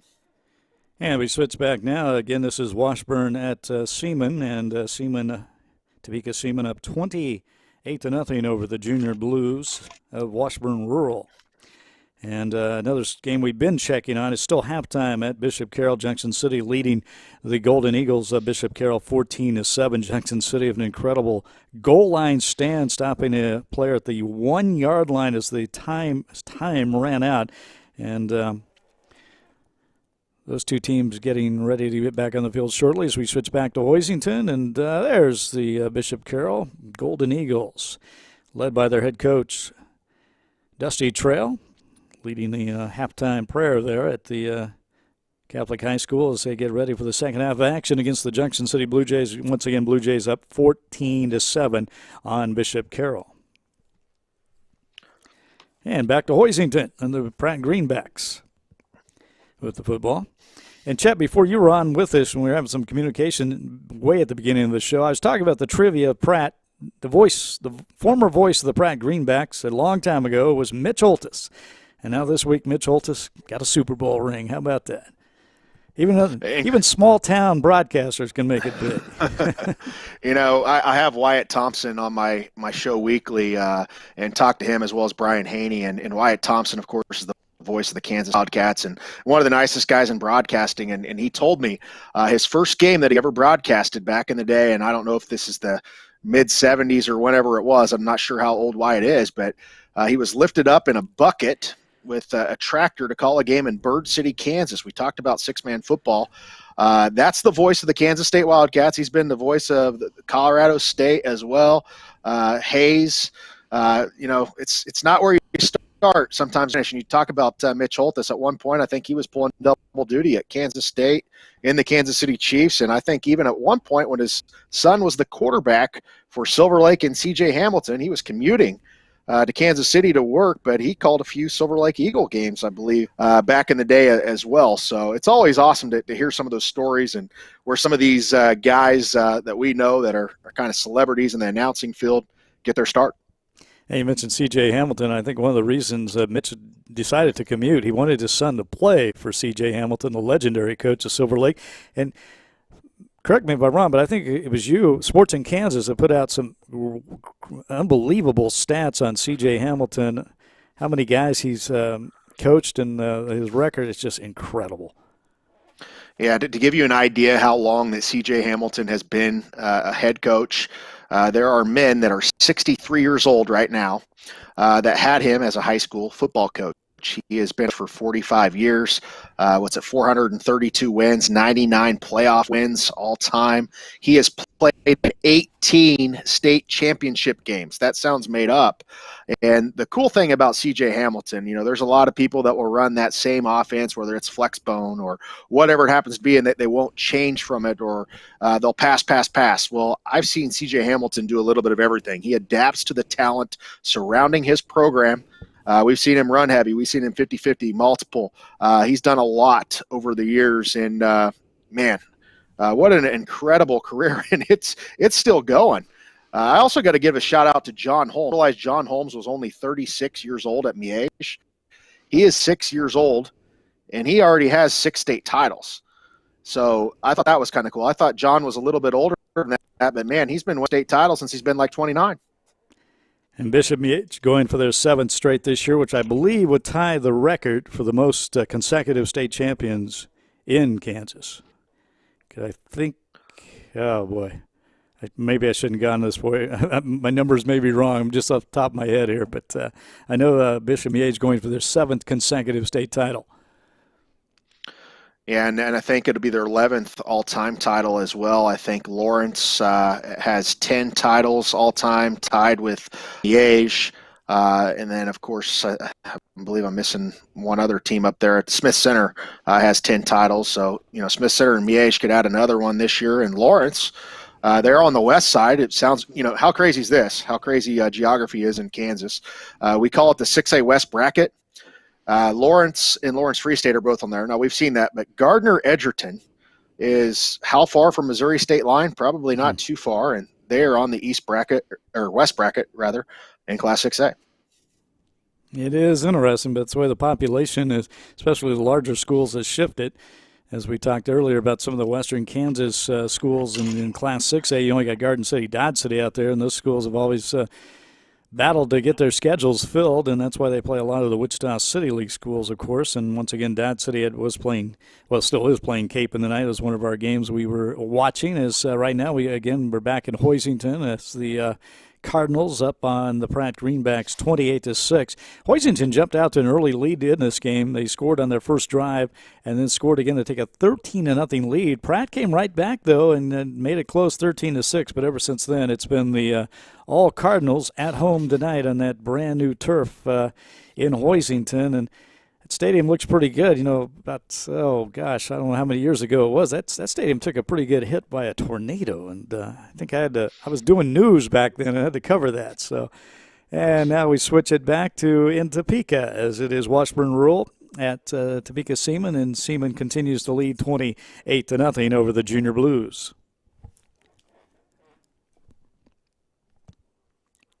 And I'm going to get some you're states watching Kansas for you here. Football Friday, presented by Sports in Kansas, as we're bringing all these live action and highlights and scores and more. Leon Liebel along with Chet Coupland. Chet knows. If you have a question about high school football, drop him a line. He'll have an answer for you. I promise. I can at least pretend to have an answer. And there's a lot of you're one of those guys that I could talk to all day. We got so comfortable talking to each other. We did almost we're going to do 3 days, but I don't know. We filled 26 hours on statewide TV for track and field. And, we learned a lot of stuff from each other, because I had heard more stories those couple of days working for you than I'd probably heard in the last 15 or 20 years. But I always love, talking facts and history and all that. And, there's a lot of people like that, surprisingly, across the state. One of the guys that's going to join us here in a bit is Matt Gilmore of K-Preps, and that dude knows depth charts for six-man football. So we're going to talk to him in a bit. I got some scores for you as well, Leon. Uniontown up on Southeast 21-12. Eureka up on Neodesha. These are halftime scores, 26-12. Andale, defending 3A state champion, all over Rose Hill, 56-7. Hillsboro over Nickerson, 28-6. Clay Center over Abilene, 37-0. In the third quarter, TMP, the Monarchs, up on Oakley, 13-7. Spring Hill up on Lewisburg, 14-8. Hutch up on Valley Center, 21-3. Other halftime scores: Burlington up on Wellsville, 22-0. Campus up on Salinas Central, 18-13. Christ Prep Academy, a non-Keisha school, up on Pleasanton, 45-0. Piper, the Pirates, who lost a couple transfers all over Ottawa, 41-0 at the half. South Gray, the Rebels, up on Ingalls, 50-6. And of course, we mentioned that Mill Valley 35-7 score over Derby. We do have a final on Ness City at halftime. Ness City 46, Maxville 0. Also in the third quarter, about 5 minutes ago, we had Central Heights up on West Franklin, 6-0. Republic County up 14-6 as Beloit has scored. Other scores before we come back to you, Leon. Rossville up on Centralia. That was the update we were going to give you from Brent Maycock, but we couldn't get communication. Rossville up 28-6. Centralia defending state champ in Class 1A, and of course Rossville, the number one team in 2A. Outside of that, Mission Valley up on Waubonsie, 21-20. Concordia up on Wamego, 7-0. The Ringnecks, one of the best mascots in the state, Hill City up 25-12 over Osborne. The mascot, that's a great one. Besides the Greenbacks game that we've been watching, how about this? The Swathers of Heston. That's a great one as well. They're up 20-12 over Haven. Lansing and Division I recruit Caden Crawford up 26-7 on Lincoln Prep. Caldwell up 8-12 on Oxford, and Anderson County up 21-6 on the Parsons Vikings. So there's some score updates from you from Scores in Kansas, powered by Eddie's Toyota. And one of the games we're keeping an eye on is we do have a new game on our list. There it is, the Battle of Cali County. That is the Winfield Vikings at Arkansas City. Bulldogs leading 33-0 in this game. Bulldogs there on the home team in the all purple.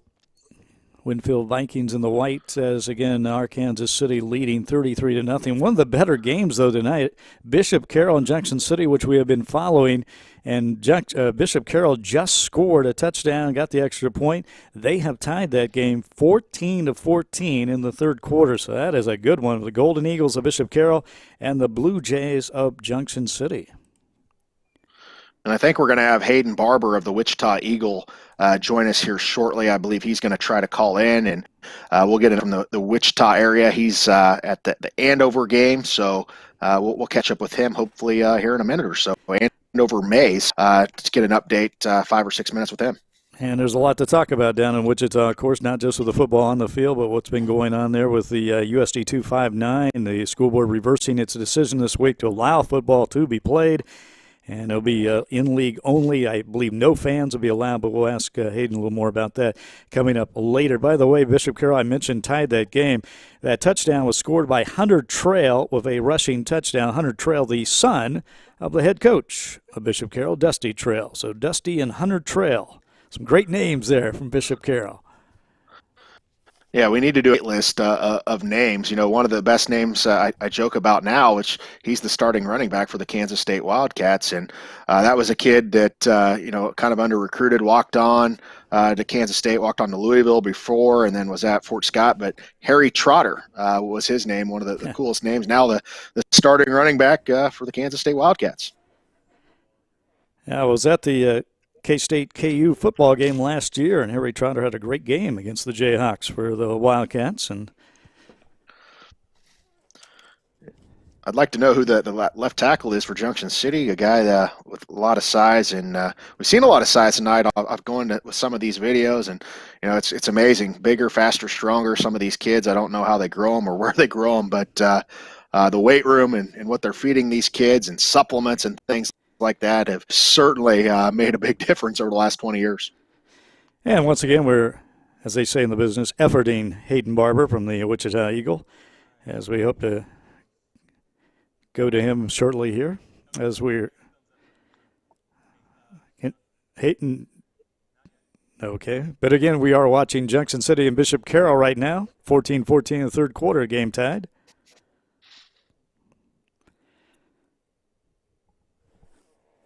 The Blue Jays with the football after that touchdown from Bishop Carroll. And I have some more scores coming in for you across the state before we hopefully go to Hayden Barber. McPherson leading Salina South 27-12 in the third quarter. Capon up on Dodge City 28-0. Colby up 28-6 over Hugoton. Phillipsburg and Plainville, I haven't talked a lot about that matchup. Of course, they've lost some key players over the last couple of seasons. The MCL, there's some really good football in that league. Phillipsburg and Plainville tied 7-7. Somebody sent me a message today talking about the offensive line of Halstead, and Coach Greider does a fine job there. They have 250 to 270 across the board on that offensive line. It's showing tonight. They're winning 38-0 against Lindsborg Smoky Valley. And Independence, of course, Coach Black in his second year there, going against Coach Bell, a former defensive coordinator at, of course, Central Missouri. El Dorado's coach. Independence leading El Dorado 19-12. Another update in the quarter. Nemaha Central leading Holton 13-12. And we're going to go to Hayden Barber of Varsity Kansas Wichita Eagle. We welcome in Hayden Barber. He's out there covering a game tonight. Of course, the sports reporter for Varsity Kansas Wichita Eagle. What's going on, man? I think we had some technical difficulties and he dropped off, so we will have to try to get back to him. We're still working out some bugs. Hayden is wearing the mask, though. Good for him, as we had him frozen up there with it. So hopefully we'll get Hayden back on here. A lot to talk about out in that Wichita area. And, again, if you just joined us or you haven't heard yet, Mill Valley now leading Derby 35-7 at the half. 35-7. Mill Valley just running over Derby. Wow. And I'm going to take some heat for that because I've picked on, 4 different radio shows that I had. Well, you're not the only one. I've seen some tweets here from people admitting they were wrong. So I said coin flip style game, but it's not a coin flip style game. It's kind of a domination game, and not really what I expected out of the gate here. Once again, right now you're watching Junction City at Bishop Carroll. The Blue Jays with the football. Actually, now Bishop Carroll back with the ball, and it's 14-14. As Bishop Carroll just tied this game. They were down 14-7.5, and Blue Jays do have the football as they're getting instructions from the sideline there. Third quarter, 7:05 to go in that football game. And Junction City, the long pass complete. Down to the 20-yard line of Bishop Carroll. Here come the Blue Jays Yard again. line. Gain of 20 there. Well, play action out of the shotgun and fires it over the middle, and it is complete for the first down for the Junction City Blue Jays, threatening again against Bishop Carroll. That game in Wichita tonight. Back to Hoisington we go, where the Cardinals all over the Pratt Greenbacks, 28-6. Hoisington with the football here. Little sweep to the left side. Not much there. Maybe a loss of a yard on the play. Hoisington, though, looking good tonight as we bounce around the state of Kansas for highlights and much more for you tonight here on Kansas Football Friday. And I think we're going to be able to bring in Gilmore of K-Preps here shortly, and he's actually at home updating scoreboards and stuff, so I don't think we'll have a problem with the connection with Matt, but hopefully we'll have him here in a couple minutes, and very knowledgeable source, and we do the Kansas Kickoff radio show together on Fridays, and he can probably tell you just about a little bit of everything going on as he's monitoring a lot of those scores across the state and a lot of the same things we're talking about. How many radio shows do you do a week, Chet? Let's see. I kind of lose track. I have a couple of local shows in Parsons and Pittsburgh, and we have a couple of state ones. And as far as being on demand of coaches and their time, I'm always on the phone with somebody, a coach or something, or somebody's calling. So I would say, I don't even know how many hours a week that I do on radio, but it's a lot. But we've had a lot of help this year as well. Of course, Sean Boston host our show for us, the Kansas Kickoff Show, and he's also the voice of Dodge City. So he's busy doing that. And then Bethany Bowman has been, of course, our sideline reporter that you saw a couple of years ago, since we didn't have state track this year. She does some for us. And then Connor Nickel, who lives out in the Hayes area, he's kind of our writer, our reporter, and he writes for a lot of multiple outlets and does a very fine job. And he's another one of those guys that you would really love, Leon, to talk to, because he likes those small towns probably better than those bigger towns, and knows everything about them. And he's not even from Kansas, so that's what's kind of wild. You and I are Kansas boys, and he's a transplant from Missouri. Someday we need to get all these guys together, and including Mitch Holtis. We'll have like a face mask off, a mascot off, if you will. See who knows all the mascots from all the teams. It's hard to keep up now with some of these new consolidated schools, so got to do some research on those. But yeah, you look at some of the schools at the 8-man level, and you look at state champions back in the early 2000s, and you start thinking, well, half those schools that I'm rattling off, they're not schools. You look at Jetmore, you look at, of course, Hanston, of course, that's Hodgman County. Of course, Thunder Ridge, that was Kensington Smith County High School. Baileyville B&B, Claflin is now called Central Plains. Heights, of course, was a school. We could go on and on. We could have a whole show, Leon, on talking about all the co-ops, the consolidations, and it's wild. It's wild to see all the changes. But I also act like that was yesterday, and now all of a sudden I was like, oh man, that's been like 18 years since I've been out of high school. It just flies right by. No, it certainly does. Believe me. As we switch again, here's Bishop Carroll with the football after stopping Junction City. It's Hunter Trail up the middle with the run for the Golden Eagles. Again, this game tied 14-14 in the third quarter. About 4.5 minutes left to go in that third quarter. That's a good game out in Wichita. Bishop Carroll Golden Eagles, Junction City Blue Jays. Also, we've been peeking in on Topeka Seaman all over Washburn Rural. I believe it's 35-0. There's that game as we check in, and that game at Seaman tonight. Meanwhile, Arc City leading Winfield 33-0. A game, the Battle of Cali County. Those two schools, two towns, very close to each other down there in Cali County. And Hoisington, Pratt again. Hoisington leading the Pratt Greenbacks 28-6. But here's the real battle going on in Wichita, as it is Bishop Carroll against Junction City and the Golden Eagles of the football here in the third quarter. 14-14, all tied up. It's been a good one. Really good game, and another, of course, good game going on in Wichita now is where we were going with Hayden Barber. It's going into the fourth quarter. Mays in Andover having a heck of a game down there. I believe it's 7-7. Also looking elsewhere, 8-man level. We talked about Madison earlier. They're a contender in 8-man 1. They're up 28-12 over Burlingame. DeSoto holds their lead over Free State 28-20 in the third quarter.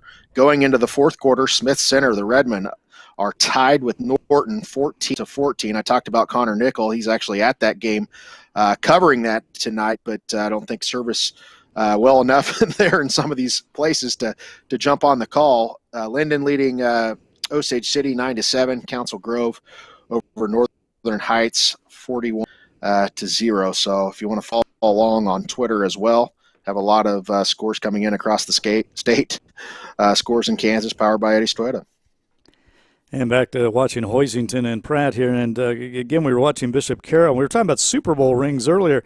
Former Bishop Carroll player Blake Bell got a Super Bowl ring this week as he is back up tight end for the Kansas City Chiefs. Now a member of the Dallas Cowboys. Of course, his father, Mark Bell, was an NFL player. His uncle, Mike Bell, had a great career with the Kansas City Chiefs. But Blake Bell's the one that gets to show the Super Bowl ring off at the family reunions now, the former Bishop Carroll quarterback, and, of course, the Belldozer down there at the University of Oklahoma when he played quarterback and then switched to tight end his senior year, and he's had a pretty nice NFL career.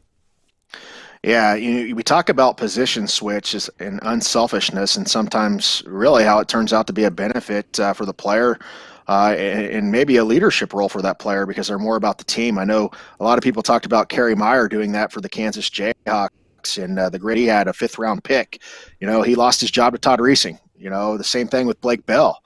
Losing his job down there, becomes a tight end. All of a sudden, you're 6'6", 250, and you can run and catch, and you played wide receiver as a sophomore. We're going to take you in the NFL. And now he has a Super Bowl ring because of a position switch. Jordy Nelson was a high school quarterback and then goes to Kansas State, of course, as a defensive back. They switched spots with him and Marcus Watts, and the rest is the history. Had an incredible career there as walk-on to Super Bowl ring for him as well with the Green Bay Packers. I wish Jordy was still playing, although what a successful career from Riley County to the NFL. And not only Jordy, John McGraw was also a player, either a gray shirt or on at Kansas State. We're talking they're a 2A high school, 3A high school, depending on the year. From a period of class of 1997 to 2003, in a 6-year period, Riley County produced 2 NFL draft picks in the second round, and both starters at Kansas State. Incredible. And Jordy Nelson, most likely, undoubtedly, in my opinion, will go into the Green Bay Packer Hall of Fame. And if he does, he will join fellow small-town Kansans Lynn Dickey and Paul Kaufman. I find that rather amazing. 3 guys from small-town high schools in Kansas in the Green Bay Packer Hall of Fame. It's quite incredible. I had a guy on my radio show this year that's actually a judge in Pittsburgh, Kansas. His name is Nelson Taburin. He is from Colby, Kansas. Nelson Taburin played football at Wichita State, I believe, in the late 50s, early 60s. And Nelson Taburin played for Vince Lombardi in the Green Bay Packers, won a couple of, whatever they were called, championships prior to the Super Bowls. And he went to tackle Johnny Unitas, and he broke his neck. Wasn't paralyzed or anything like that, but it ended his football career. And he's been a judge in Pittsburgh, Kansas, and has lived in Pittsburgh, I think, since the 1980s. His son, Chris Taburin, was an all-Big 8 linebacker. He was related to Chris Taburin. Yeah. Chris Taburin, who passed away in a helicopter accident in the mid-1980s. So at one point, he was 3rd or 4th in tackles at KU. So there's some really cool stories out there across the state. I mean, a judge in Pittsburgh, Kansas, was playing for Lombardi and goes to restaurants in town. And if you told somebody there's a guy in Pittsburgh, Kansas that played for Vince Lombardi and the Packers and went to tackle Johnny Unitas, you would say I was making it up, but I'm not. Chris Sabir, an outstanding linebacker, I believe. Linebacker at the University of Kansas, along with Kyle McNorton. And they were part of Don Fambro's era, and they played in the Hall of Fame Bowl back in 1981. They were good linebackers there. I did not realize his father, though, played for the Green Bay Packers. I learned something every time I talk to you.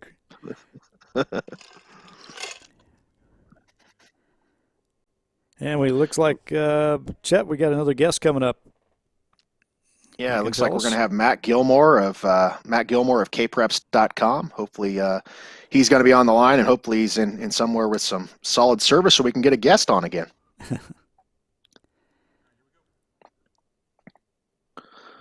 As we welcome in Matt Gilmore of kpreps.com. Of course, football Friday night, the kickoff show this week. Matt, how excited are you, first off, to be covering some high school football? Hey, it's just exciting to get it back going. This is fun. It's fun to talk about on a Friday night, but it's really neat to see everybody get back on the field. And I know the excitement's really high all the way across the state. As far as matchups tonight, we're not going to get into every single thing. Of course, you can find full schedules, all that on kpreps.com. That's a big that you do. You've been finding games for people all over the state up to yesterday, probably games today people were talking about. What games tonight have jumped off the page to you? I know that Mill Valley and Derby. Talk a little bit about that. Did we expect what we're seeing right now?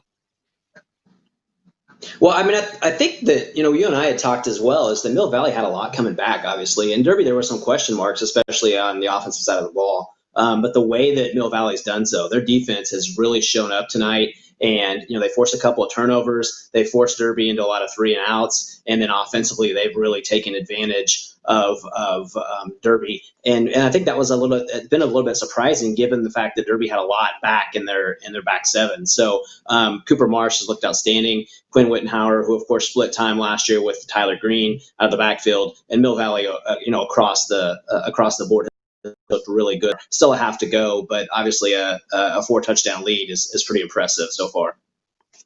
We have a pretty good game going out in Wichita right now. Bishop Carroll, the Golden Eagles, are tied with Junction City. I think you and I would have predicted that would be a darn good football game with really good quarterbacks there. I feel like Bishop Carroll and Junction City both have a shot to be teams this year. Yeah, I think they do too. I mean, Bishop Carroll is obviously ranked to open this season, and with Needens and Trail back in their backfield, as well as some good offensive linemen. And then you look at Junction City with Andrew Corey, and that's a team that obviously could throw the ball around quite a bit last year, and they have a lot coming back as well. So that's a tough game. Obviously, that's a late schedule for Bishop at Junction City, and man, that's a real challenge to open up the season. And we've seen a lot of those that have been add-ons late, and I'm sure you guys have talked about it tonight. I had a school call me yesterday with an emergency yesterday morning saying, hey, we need an opponent for tomorrow night. And within 45 minutes, we had them a new opponent across towns, or across the out of state, actually. So just crazy the way some of these things have developed. And but just so thankful that the kids get back on the field, and that the administration are being so aggressive at trying to find games because of still the uncertainty left in this season. We look at Perry Lecompton in Class 3A. They are putting it on Jeff West tonight. We knew Jeff West lost, of course, some key players from a year ago. They had some key guys back, some very fast players and some very good players on that junior team last back as seniors this year. It certainly seems like Perry Lecompton is for real in 3A. Yeah, that's really, that's a very talented team, obviously. And, when you go through Topeka Hayden twice, and I think Hayden's really talented as well. And the last check they were up on Emporia. But Perry really putting it to Jeff West tonight. A lot of offensive weapons. They've got some good size up front. You look at Jeremiah Monroe. What's he, 6'5", 300 pounds, just a sophomore for Perry. So, they've got some pieces back, and obviously some outstanding players on defense as well. That's a team to be reckoned with. They can certainly challenge Andale, and I expect Hayden to be right there. So that 3A, as you well know, the deepest classification, top to bottom. There's probably 6 to 8 other teams that could be ranked in the top 5. They're just outside the poll. So it's going to be another fun year in Class 3A. If this score is correct, correct me if I'm wrong, coming in off of my Scores in Kansas feed, and I don't operate that on Friday nights. Saul Hyde operates that for us and does a great job. But Pittsburgh 12, Labette County 12 in the third quarter. Is that a surprise to you? Yeah, it is. I mean, that's the last I'd seen as well. And in Pittsburgh, a team that has got some talent, but obviously lost a little bit last year. And I was going to see if I could get an update on that, but that would be the first time. I mean, Labette never beat Pittsburgh, and it's something like 38 or 39 in a row. It is and 39-0, I guess, all time. And so that would be certainly a huge win for Coach Price and their program coming to Hutchfield and winning that game. But obviously still a long way to go, and Pittsburgh's a tradition-rich program that'll probably find a way. But surprising score. And, some people, there's a couple that are out there that are surprising. I mean, you look at the defending champs in 8-man 2, obviously lost a lot in Osborne, and they were down last I checked. And then, Republic County that went 2-8 last year, but really challenged in a lot of their games. They were up on Beloit 22-14 the last I checked, and Beloit was a team, again, that a lot of people had in the Class 2A consideration for the top 5. So there's some surprising scores as there is each and every Friday night, but it's just so good to be able to talk about some of these surprises. I was kind of joking earlier with Leon and said that we need to have a tracker or something like that, because there's a lot of players that have went to different programs and have transferred in. I'm all for it because the kids are going to get a season. Any other year, I wouldn't be all about that. But, man, there's certainly a lot of transfers and some highlighted transfers this year during this pandemic just to get to play football as a senior. Yeah, and it's always tough to blame them. I mean, especially, I'm in favor of the local school districts making the decision on everything. I really wish that the state would have put an opt-in or an opt-out date, and so they would have had to decide before the season starts. I think that's more fair to the players to allow them to find a new home if they need to, and certainly we've seen some movement and right away. I mean, Tyler Bowden, a couple touchdowns for Tonganoxie, and scored their first touchdown of the season. I mean, you saw Josh Sanders return the opening kickoff for Mays in that game, so obviously an addition there as well. So you're going to see a lot of that, and I'll see at this time of year to see it, but it's a lot of uncertainty for us, Chet, you and I, because we've got to figure out where people are now, and some of the people that we thought may be contenders may have lost a couple kids, or their roster may have been boosted by some additional movements here in the last few weeks.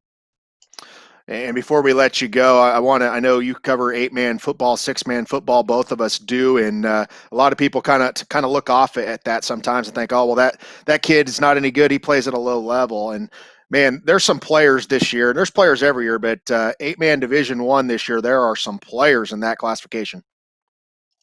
Oh, yeah. I mean, there is each and every year. It's just a matter of, do they have the size? I mean, can a college coach get comfortable with the competition level? And I've had coaches tell me in the past that what they look for if they go to watch a lower level or a small school or an 8-man is basically, does the kid completely dominate as he should? And you've got to find the kid that has that complete package as far as the size, the athletic ability, and just dominate the competition as you would expect them to. Almost like you would. This one person gave me an example one time is you would expect to look like a high schooler playing against elementary school kids, and certainly some of the kids have the physical ability. The Isaiah Loudermilks and the Harlan Obiaha of Hoxie, those type of kids, but they're few and far between. But there's still a lot of good kids at that level, and it's going to be another good year in 8-man football and 8-man as well. There's some exciting games out there as well. And one more question, because you're too good to let go. Hoisington up on the screen now, dominating Pratt. I know, of course, Pratt has dropped off a little bit since Travis Tice and company have graduated. But, Hoisington, we talked about, they lost Wyatt Pedigo, Riley Filburn.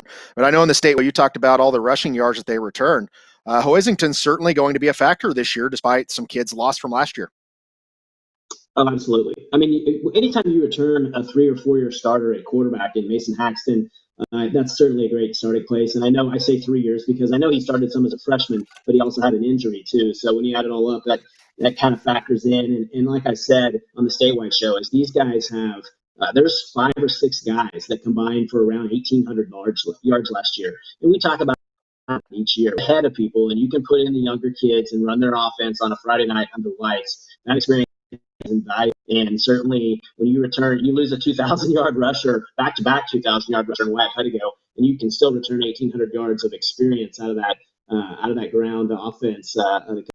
Fair had. Hoisington is in the top 5 to start the season, and they're going to be a factor, no doubt, in 2A. That's Matt Gilmore with kpreps.com and also with the Kansas Kickoff Show, a great partner of ours. And, of course, you can find all of their stuff on Twitter at kpreps as well as kpreps.com. Matt's probably got to get busy typing in some of those scores and some of those wild updates. I'm just happy one of your kids didn't run onto the screen there. I always give Matt a hard time with the number of kids he has. I said if he moved into an 8-man town, he may take them up to 11-man. So glad to see it's quiet there tonight. Yeah, we got to keep this stuff short because there's the growing possibility at any point. But the later it gets, the better. So, but I'll let you guys go. Enjoy your evening, and I'll get back to work. That's Matt Gilmore with kpreps.com. Great stuff. Very knowledgeable source, of course, across the state of Kansas, and also co-host with the Kansas Kickoff Show, a statewide radio show that we do across the state. So some great insight from him, really from all levels. And, some exciting things happened tonight, some things that we didn't expect to happen tonight, and some games, Leon, getting ready to go final here as we really get into those fourth quarters. Yeah, we are getting close. We just saw Hoisington again. They went up big again as they scored a touchdown there, 34-6 over Pratt. I was hoping the kids would get on screen, kind of entertaining there, but Matt was great. He really knows his stuff. Again, yeah, been a great. Well, go ahead, Chad. I'm sorry. Yeah, he's been a great guy to work with over the past several years. Of course, if you're looking for a game or something like that, he's the guy to know right now. He keeps a master schedule across the state, and of course has all those updates. He's always looking to help those coaches cannot to get in a game because we've had so many texts and emails and calls of everybody looking everywhere. I said on a radio show the other day that I wouldn't. There's a lot of bad jobs all the time. There's a lot of bad jobs during the pandemic course that probably much worse than an athletic director, but I wouldn't want to be in high school athletic director right now, Leon. I wouldn't want to be on a school board either right now, making some difficult decisions and in some cases very unpopular decisions as well. But it's just the times we live in. It's a difficult time for everybody. And once again, the 4 schools we have up on the screen right now in your upper left, that is Topeka Seaman leading Washburn Rural. And on your upper right, that is Bishop Carroll, Junction City. Bishop Carroll just took a 21-14 lead over the Blue Jays. Hunter Trail with another touchdown run for Bishop Carroll. And again, his father, the head coach of Bishop Carroll, Dusty Trail. And on your bottom left is Ark City and Winfield. It looks like that game, is it just wrapped up here? As Ark City was leading 33-0, and I think that game has ended. As you see, it was kind of confusing. Both teams going out to the midfield but not shaking hands, kind of just giving each other a wave, saying good game there. As we head back to Wichita with some full-screen action as Junction City and Bishop Carroll. This game probably is going to go down to the wire. Bishop Carroll leading 21-14, 9:51 left to go in the football game in the fourth quarter. Both teams have been battling back and forth all night. Blue Jays with an incredible defensive stand at the halftime to take a 14-7 lead in the half. And here they go to the air, and that pass is complete down to, looks like around the 7-yard line. It's going to be first and goal to go for Junction City. How about that? This is a good one. And Andrew Corey's been in some high-pressure situations. I mean, a year ago, under a minute, of course, winning that game and leading the drive to beat Topeka. He's a 6A All-State candidate this year, and multiple sport athlete, as we talked about. And a lot of these guys have played a lot of football for Junction City. So definitely Andrew Corey has been in this situation. Here come the Blue Jays. That's Giddens, and Easy takes the pitch, and he walks in the end zone, and Junction City have a chance to tie. They can convert the extra point here. We got a football game in Wichita. This is a good one. Easy touchdown for the Blue Jays there. I believe that was DJ Giddens, yes. Number 26 for Junction City. So we'll watch the extra point here, and a chance for Junction City. Or are they going for 2? They're going to try to take the lead here, Chet. Boy, there's a big running back, Craig Giddens, back there in the backfield. A little pass into the end zone, and I think he caught, yes. 2-point conversion is good for Junction City. Blue Jays, of a gutsy call, take a 22-21 lead late in the fourth quarter against Bishop Carroll.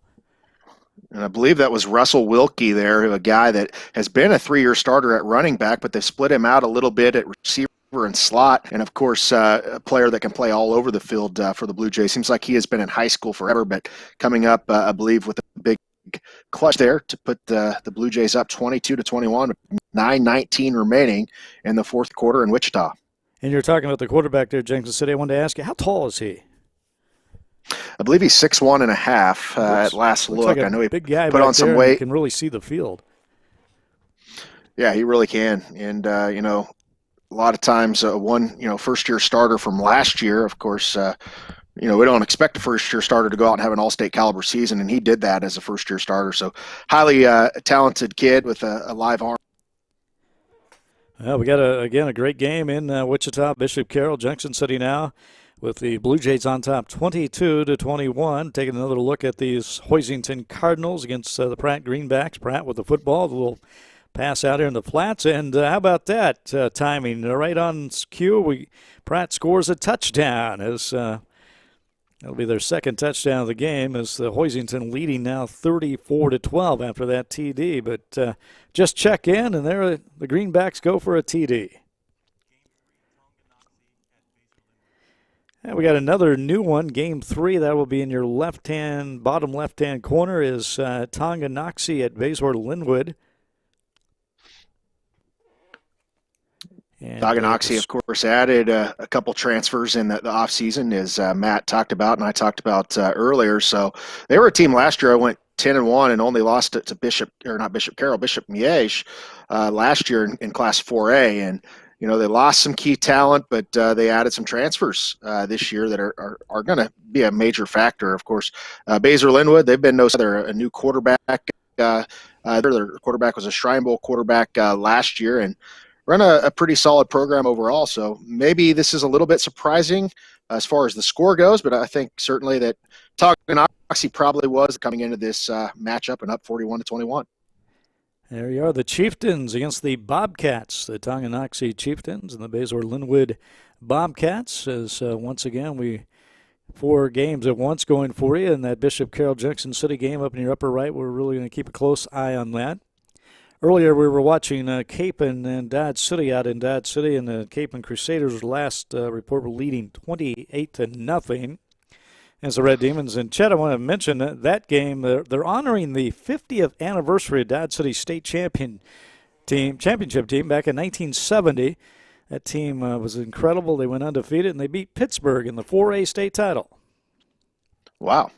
So. Larry would have been the head coach, I believe, at Pittsburgh High that year, and it's hard to believe when you say 1970. I think, that's like 30 years ago. That's well, what no, I was thinking. That's not. That's 50 years ago. So it's cool to honor those teams and the things from the past, and really just shows you how special seasons like that are, because they've not had a state football title, I don't believe, Leon, when you're from there since then. No, they've come close. They've had great winning tradition, but no more state titles. It's pretty amazing. 50 years, and honoring that team tonight. Of course, they were coached by a legendary head coach, J.C. Rickenberg. He passed away last year, but people still remember that team. It's amazing. You win a state title in a town, you're kind of a hero for life. Absolutely. And, it's crazy to think that was the second year of what we call the modern playoff era, 1969, the first year of that. And you can probably speak more on than I can, but I believe in the past, if a team they had like a penetration rule inside the 20 or something like that to break the tiebreaker. Yeah, it was the year before, I believe, in the Class 5A title game. It was Wichita North against Shawnee Mission North, and it was whoever got inside the 20-yard line the most, and somehow I think Shawnee Mission North won that game by, I think the final score was like 2-0. They gave it to them or something. Something like that. But I'm probably speaking too much out of school on that. But it was interesting. I didn't know that until recently, by the way. So, again, Pratt Greenbacks just got on the board again. They trail Hoisington 34 to 13 now as the Cardinals back with the football. I have some more updates for you from scores in Kansas across the state, and these are about 5 minutes ago. You can also follow along at Scores in Kansas. Fourth quarter scores: Hillsboro up 28-6 on Nickerson. Osage City up 15-9 on Linden. Central Heights up 18-0 on Pomona West Franklin. Oakley now back on top of TMP, 25 to 13. Holt knocking off defending state champion in Class 2A. We expected that to be a tight one, and I picked Holton on that. So in a nail biter, and it was 15 to 13 Holton. In the fourth quarter, Salina Central leading campus 25 to 24. McPherson leading Salina South. They're starting to pull away 39 to 12. Caney Valley leading Fredonia 18 to 6. Hutch over Valley Center in the fourth quarter 21 to 13. Ark City and Winfield, we've seen that game up here as well. They win 33 to nothing over Winfield tonight. Piper was up on Ottawa 55 to nothing last look. Mays up on Andover 20 to 6. And then Lawrence High was really dominating Shawnee Heights tonight, 53 to nothing in that one. How about this one, though? I knew that Great Bend lost a lot from last year, and I was on Great Bend radio today talking about them. I said, well, I don't know who the key players are for Great Bend because, of course, Dalton Miller, Shrine Bowl MVPs, graduated, the Schremer kid. They always have that star athlete there. They dropped down to 4A, and I thought they would be a factor, and maybe they still will be a factor on the 4A West because it's wide open. Well, May South and Colin Shields knocking off Great Bend tonight 56 to nothing. Did not see that one coming. Wow. Well, speaking of Barton County, Great Bend located there. Hoisington, just nearby Hoisington in Barton County, and the Cardinals win their opening game tonight over the Pratt Greenbacks. There's their final score, 34 to 13. The Cardinals off to a good start. As once again, no shaking hands. Teams coming out to the field and then kind of just acknowledging each other and saying good game. But Hoisington over Pratt 34 to 13. Update that Mill Valley score, and boy, Mill Valley just continues the roll over Derby. It is now 42 to 7, 4:41 left to go in the third quarter. Quinn Wittenauer scores from 2 yards out, his second touchdown of the game for Mill Valley. Wow. Yeah, that kind of is the headline tonight, and it shows you that Eastern Kansas. Well, they're not Eastern Kansas League anymore, but they have been. They're in the Sunflower League, so look out Sunflower League. Even though the schedule's really not the same for anybody this year, but they're a mainstay, and they're going to be here for the long haul as long as Coach Joel Appleby is there. So outstanding start for them so far. Some other finals across the Hayden over Emporia. How about this one? 47 to 7. That's a 3A versus a 5A.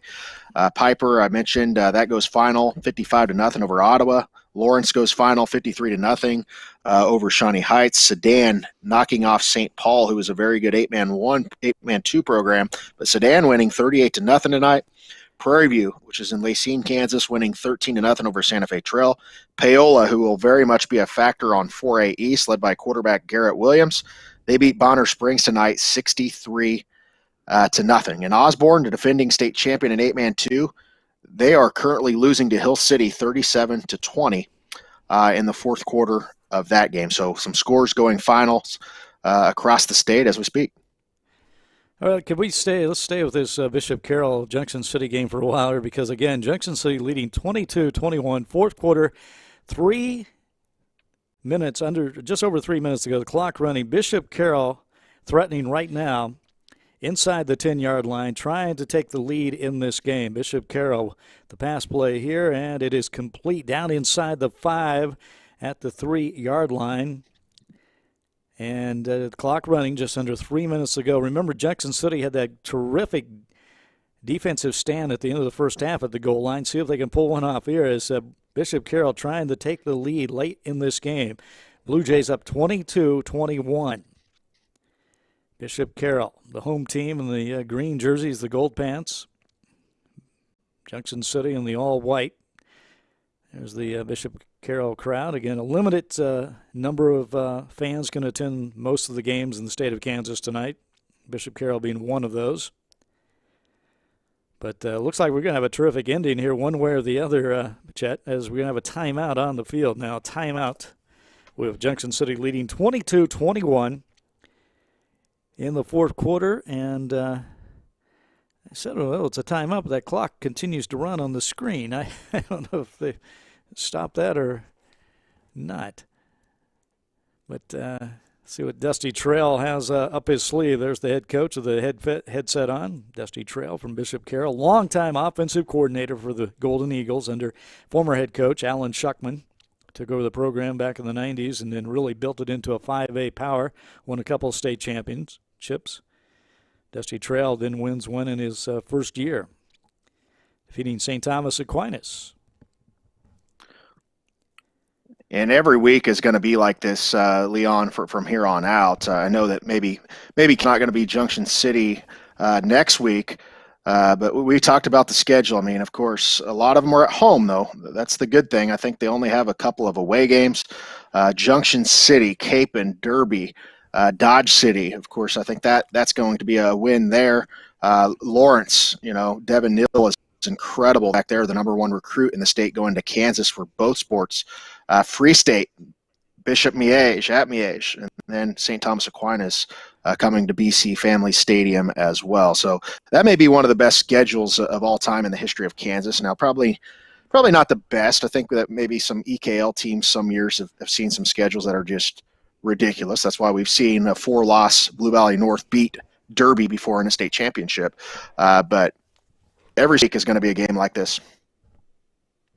That should be at least that's somewhat of a benefit of this crazy times we live in. Is we watch check in with the Topeka Seaman Washburn game and long pass completed down near the goal line, and Seaman leading that game. I believe 42-0 was the score. As we're back to action here, Bishop Carroll trying to take the lead against Junction City as the clock is back to 2:11. 2:11 left in the game. Here's the handoff and just short of the goal line.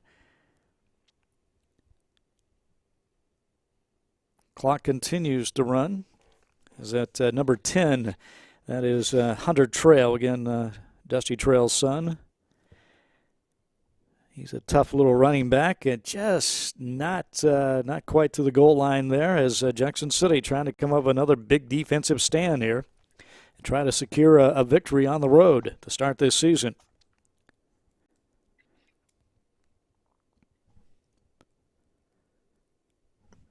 Near a minute and a half left. The clock running.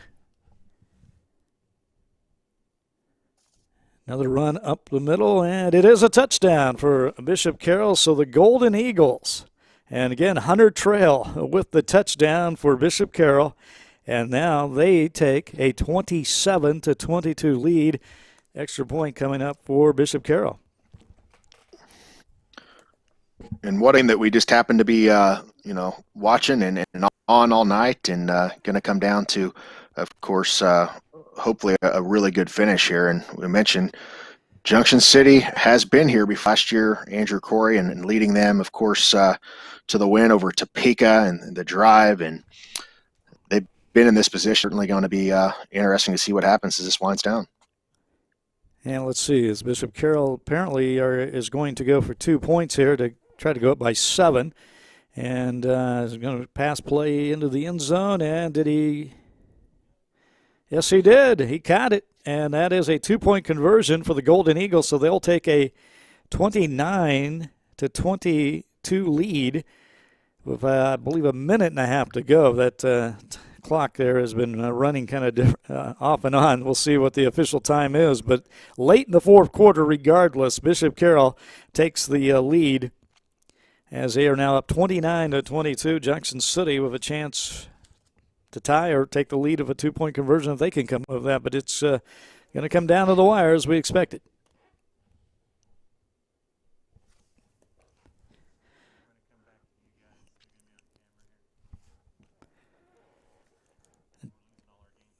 All right, again, as we watch this game, and Chet, there he is, Chet Coupland, who we're off to. It's good to see some football. We're off to some good starts tonight, some surprises, and kind of maybe a normal.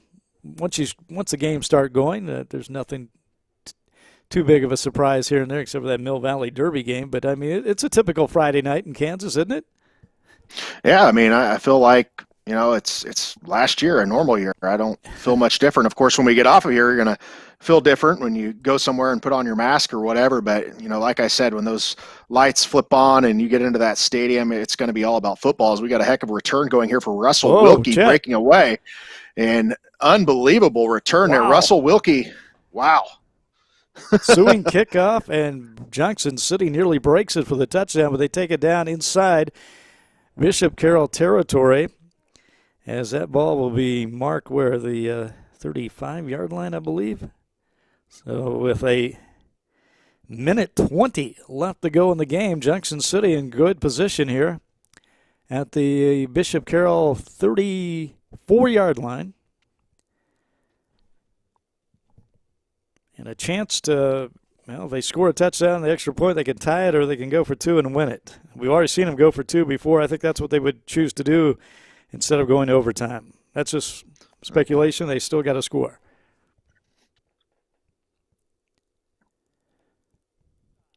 Run to the left side across the 30 down to about the 29-yard line. Pick up about 5 yards on the play for Junction City and brings up second down. And it looks like they have all 3 timeouts left for Junction City. Bishop Carroll with 2, if that's right on the live stream there on the screen.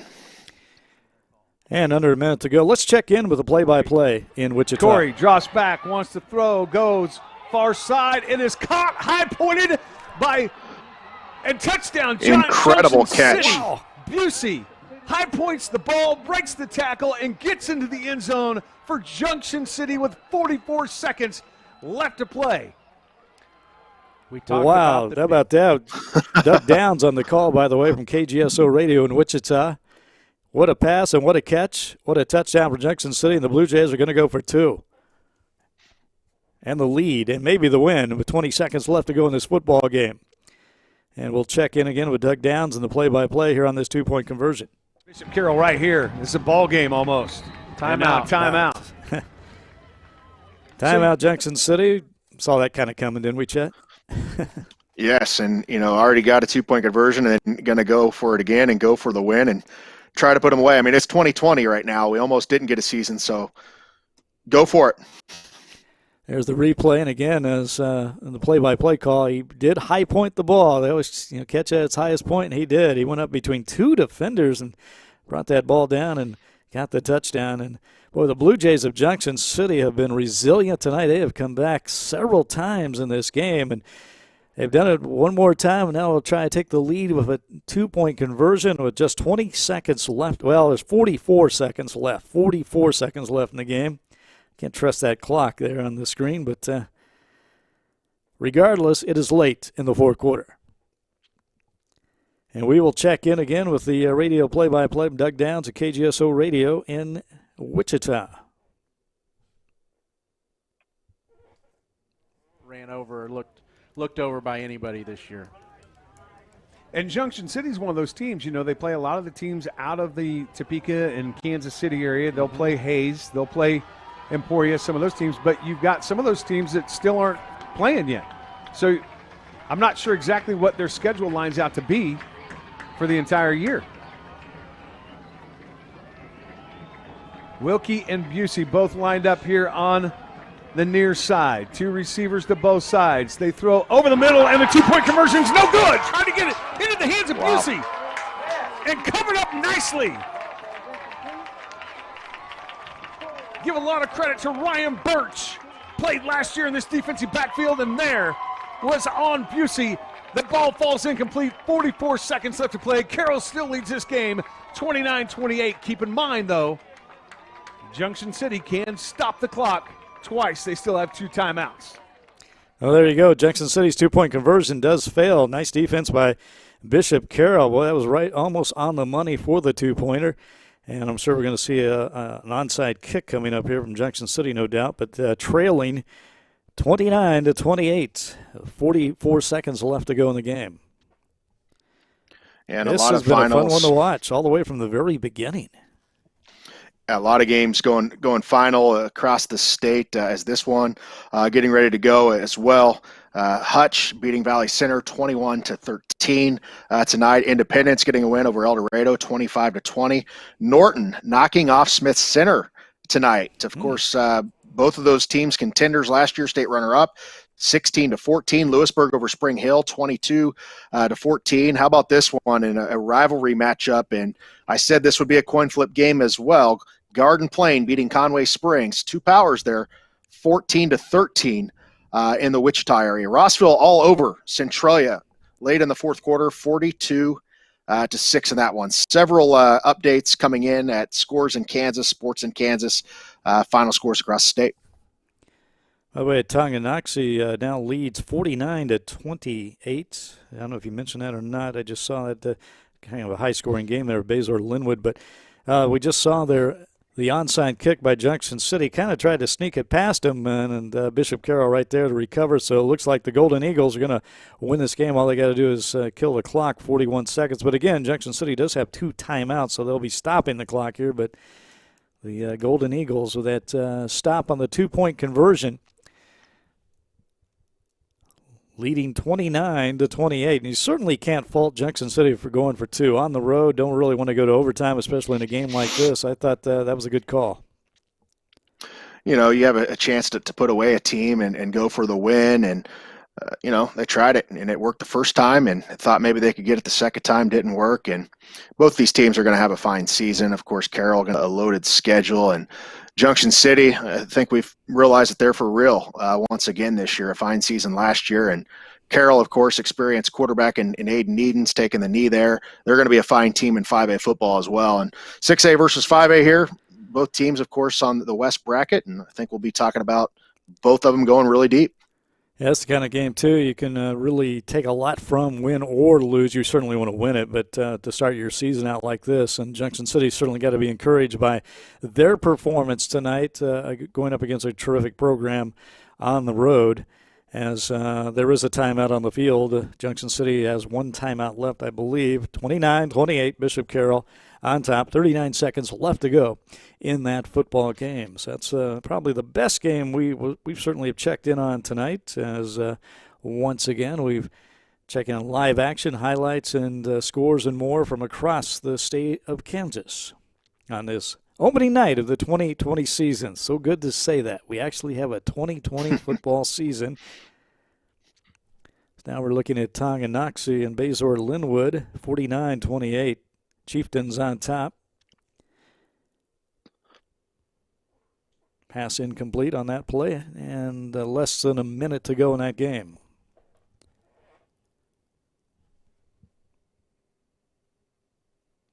And it is amazing how we can look all around the state now. You know, a guy that's worked in local television for most of my life.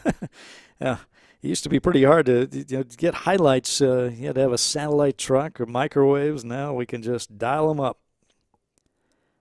Yeah, pretty incredible with the power of technology and social media and all that. And of course, you know, it takes participation of a lot of people at these schools to do live streams, to be tweeting in scores and all that. So we really do appreciate all of our fans out there. And, you know, radio people have told me across the state that they absolutely love, those Scores in Kansas updates, because it kind of allows them to look at 6-7 in a row.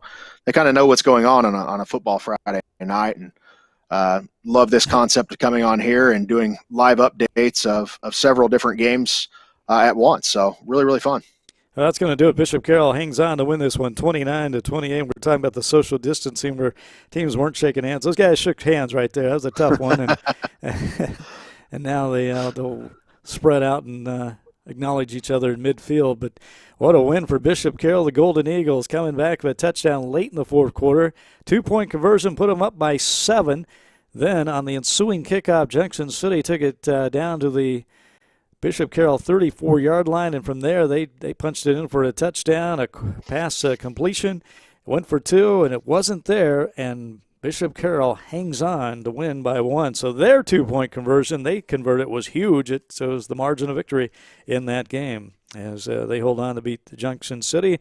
Back to this is Tonganoxie, Bazor Linwood, Chieftains, the Bobcats, and Clock running out in this game. Oh, wait, under 10 minutes. I was looking at, saw zeros there. Yeah, under 10 to go. Yeah, several scores going final across the state. Seaman over Washburn Rural, 42-8. Eudora over Baldwin, 5-6. Humboldt over Loosedam. Valley, 45 final in the 6A 5A showdown, 45-14 in that one. Lansing beating Lincoln Prep out of Missouri, 26-7. Capon shuts out Dodge City in the first ever meeting, 42-0. Coffeyville Field Kinley, which features Darrell Jones and one commit to Kansas State, and the Deonta Wade era begins for Coffeyville as a first-year head coach. They're up on Augusta, 28-14. Oakley, I believe they've not won a game in the MCL in the last few years. They get a win tonight over MCL league opponent Thomas More Prep, 25-13. So a lot of stuff going final across the Sunflower State over at Scores in Kansas. Hey, Chad, I want to go back to that Capon Dodge City score. Capon winning 42-0, but congratulations also to Weston Schartz. His first game as the head coach of the Capon Crusaders, longtime City League coach. I think he's the winningest coach in City League history. He's, just by longevity, he's been at Wichita West, where he took the Pioneers to a state championship game back in the 1990s, lost to Olathe North. He then went on to Wichita Northwest, back to West for a number of years, but now he's over on the east side of town coaching Capon, and gets his first victory there, winning over on the road at Dodge City 42-0 tonight. By the way, more details about the way COVID has affected. I believe Capon and Carroll are traveling on road games by car instead of buses. They're going individually and things of that nature. So some more changes in our world today. That's the way things are going right now. But road trip's a road trip, and they got the victory. Yeah, got to do what you got to do, and I heard that as well with the parents taking kids, and I think if anybody's willing to do whatever, play whoever, whenever, just to get a season in. So that's been the main thing tonight. I don't even care about who's won or who's upset who. I'm so thankful and happy that we actually have football going on. So for a guy that owns and covers and lives and breathes a sports business. It's been a long layoff, so it's great to be back tonight because we've not really done anything. We did the Shrine Bowl, of course, this summer, and that was awesome. But it's been March. It's been that getting ready to be semifinal mode, and there was a lot of uncertainty leading up to all this. There still is, but it's been awesome tonight to see all these broadcasts, all these tweets, these scores, these pictures, all kind of things going in across the state, which if you're watching this right now, big time performances tonight. Tweet them in at Sportsis. I'm getting ready to put out a tweet, and that's where it'll go crazy because we'll have like 150 replies in the next however many minutes of just stats and updates across the state of some big time performers. And if some of those come in, we're going to read them off on air. Well, Chad, again, this is Kansas Football Friday, and so I really enjoyed always being with you and talking to you. But sports in Kansas, can you exactly just explain what you do all over the state of Kansas, besides providing scores and highlights, and you do evaluations, too, of athletes and help out with that in that area? Yeah, Sports in Kansas started in 2012 as a Twitter site, and I thought, that'd be pretty cool. 1,000 followers or whatnot, and next thing we know, 8 years later, 250,000 combined, multiple shows. We do, of course, some streaming, some things like this, a lot of different things, all access shows that you see Bethany doing, a lot of social media stuff, whether that's Instagram or whether that's Twitter, and we promote athletes in any way, shape, or size of the state. And when we started it, we had the idea, well, everybody was on zines and newspapers. And I'd been at Missouri as a graduate assistant and developed their Twitter platforms. I'd been at Tulsa working. I'd developed their Twitter platforms. I had 2 degrees, master's and bachelor's in sport administration, and I'd worked in sports a lot and thought, well, you know what, we need to cover that on social media as well. I saw what it was doing for the colleges and how we were able to reach people. And it's just completely blown up since then. And it's really cool. Feeding that traffic into a website or streams or different things like that. And then we do a lot of other things. We have a Power of Social Media tour where we were going to be in 100 high schools last year. We got in 60.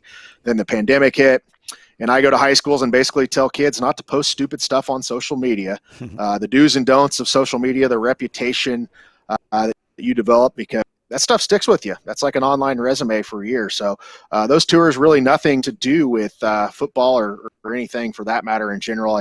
I'd much rather talk about the football side of things, the basketball, the track, the softball, all those cool things. And, my main goal is to promote student athletes in Kansas and tell their stories, because as well as I do, there's a lot of really cool stories. And I like telling those old stories as well. I like going to the stadiums, doing the stadium tours. And, whenever I talk about a town, I'm not just talking about a town. I've been to that town. I've probably ate a chicken fried steak in that town, or a steak or something like that to that matter.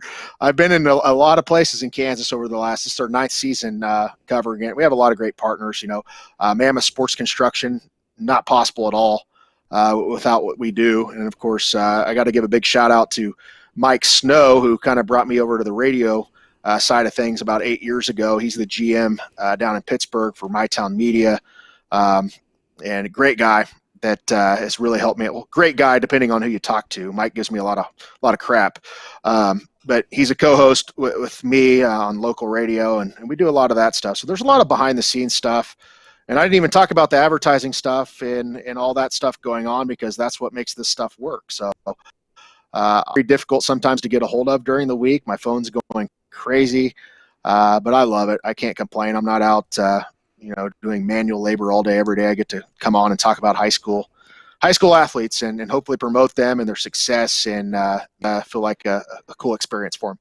And if you need to fortify your credentials even more, I can say, too, you played high school football, and you played in the state championship game in the state of Kansas. Yes, I did. I played against, I was at Frontenac High School, and I was an all-league football player. Wasn't anything special. I was probably better in track and field events as far as throwing. I was a lot smaller then.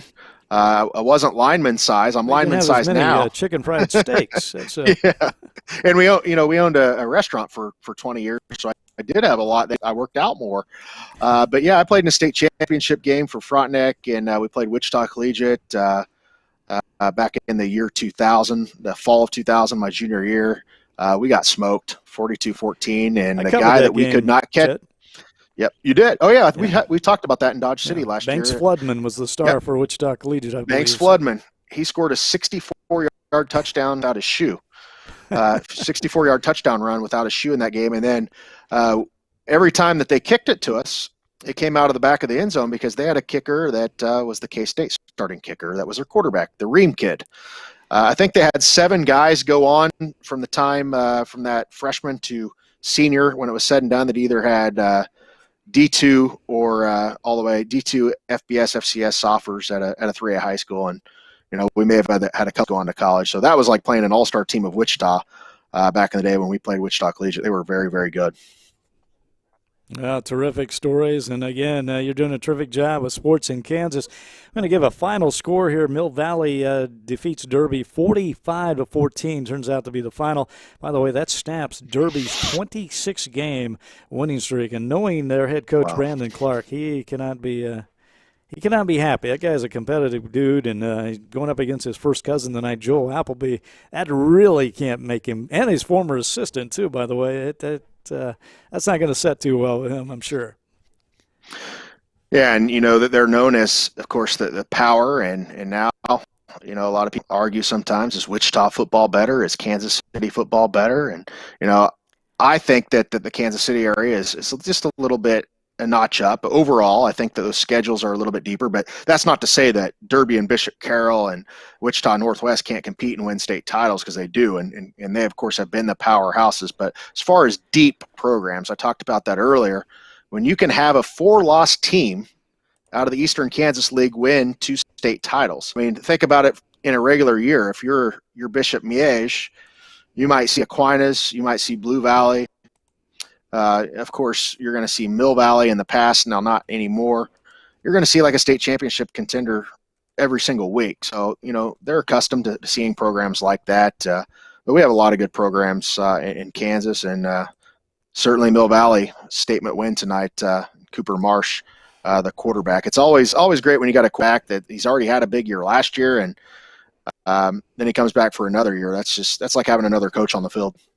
By the way, we're talking about Derby. The Panthers, they will be at Bishop Carroll next Friday night. Again, Bishop Carroll, a game we just showed you, they finish as they defeated Junction City 29-28. Outstanding game there. But again, Bishop Carroll playing that killer schedule. They had that win under their belt. Now they got an angry Derby Panther team coming to their stadium next Friday night. And we talked about Derby's schedule. They got Lawrence. I forgot about Lawrence. Cape and Mount Carmel, of course, Lawrence Free State, Bishop Miege, and then St. Thomas Aquinas. What a schedule for them. So, again, that for those of us that like these interesting matchups, we're going to get to see that. And we're getting to see maybe smaller schools play bigger schools. We see that every once in a while in basketball, and smaller schools have a good chance in basketball. I'm not sure in football, but who knows? So that'll be an interesting aspect of this different high school football season in the state of Kansas this season. Yeah, certainly going to be interesting to kind of see how some of this unfolds, and we'll see if some of these teams are still fighting for their life out there. I know that some of those schools in the Kansas City area and whatnot, and then they've announced some of the schools in Wichita when they get to kick off. So it's going to feel a little bit probably more real when everybody's out there playing, but it's great just to have everybody. Not everybody, but the majority of teams playing across the state of Kansas tonight, and a lot of headline wins tonight. We talked about Norton beating Smith Center with one of those games that really impressive to me. I like that Perry Lecompton game as well. They're certainly going to be a factor. We've talked a lot about teams in that Class 3A. Not got the last update on Andale. I know they were all over Rose Hill earlier. And, a lot of the schools tonight that are crowned as state champions later on in the year didn't play. So still a lot to be decided. And like I said earlier, we can't label these teams off what they did tonight. I've watched teams go 0-4, and then the next thing you know, they're playing in a state title later on that year, or 1-3, whatever it happens to be. So a lot can happen, and that's why we play these games early to make those adjustments. All right, Chet, that's going to do it for our first week here of Kansas Football Friday, presented by Sports in Kansas. Of course, again, the mastermind of Sports in Kansas, Mr. Chet Copeland, who's always terrific to work with and hear all the information that he provides us. And, Chet, thank you so much. And I know you got work still to do on this Friday night, so it's not absolutely. Got a lot of stuff coming in, so be sure to follow all the Sports in Kansas platforms, all the final scores from Kansas, Instagram stuff. We'll have some pictures. We have stories out in the morning, everything like that. So a lot still going on. My night is not over. I'd imagine I'll probably got to do a radio update of some kind. But Leon, you've been great. We'll be back next week. And apologize earlier for the connection difficulties. I'll be in a little bit better spot next week where I can have a better connection. But hey, it worked. We had Kansas Football Friday. Big thanks to Mammoth Sports Construction for allowing me to do what I do, and awesome to talk to you, and awesome to recap, preview, talk a little high school football. All right, Chet, thank you so much. Have a terrific weekend, Labor Day weekend. Happy Labor Day, everybody, so enjoy it. Thank you, Chet. Again, you've been watching Kansas Football Friday, presented by Sports in Kansas. For our producer-director, Mike Nelson, Chet Copeland, Paul Nelson, our graphic man down in Atlanta, Georgia. I'm Leon Liebel. We'll see you next week for more high school football in Kansas. Good night, everybody.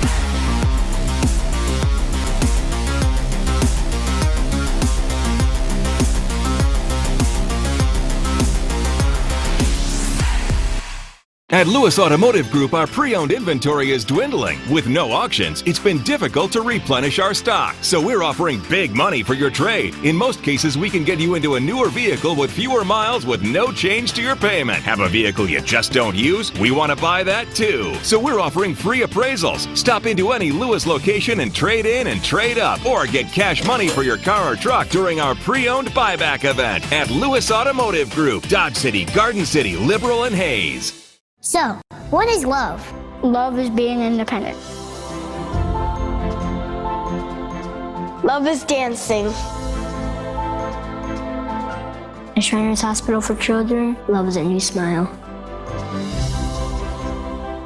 At Shriners Hospitals for Children, love is caring for a child regardless of the family's ability to pay. Learn how you can send your love to the rescue at lovetotherescue.org.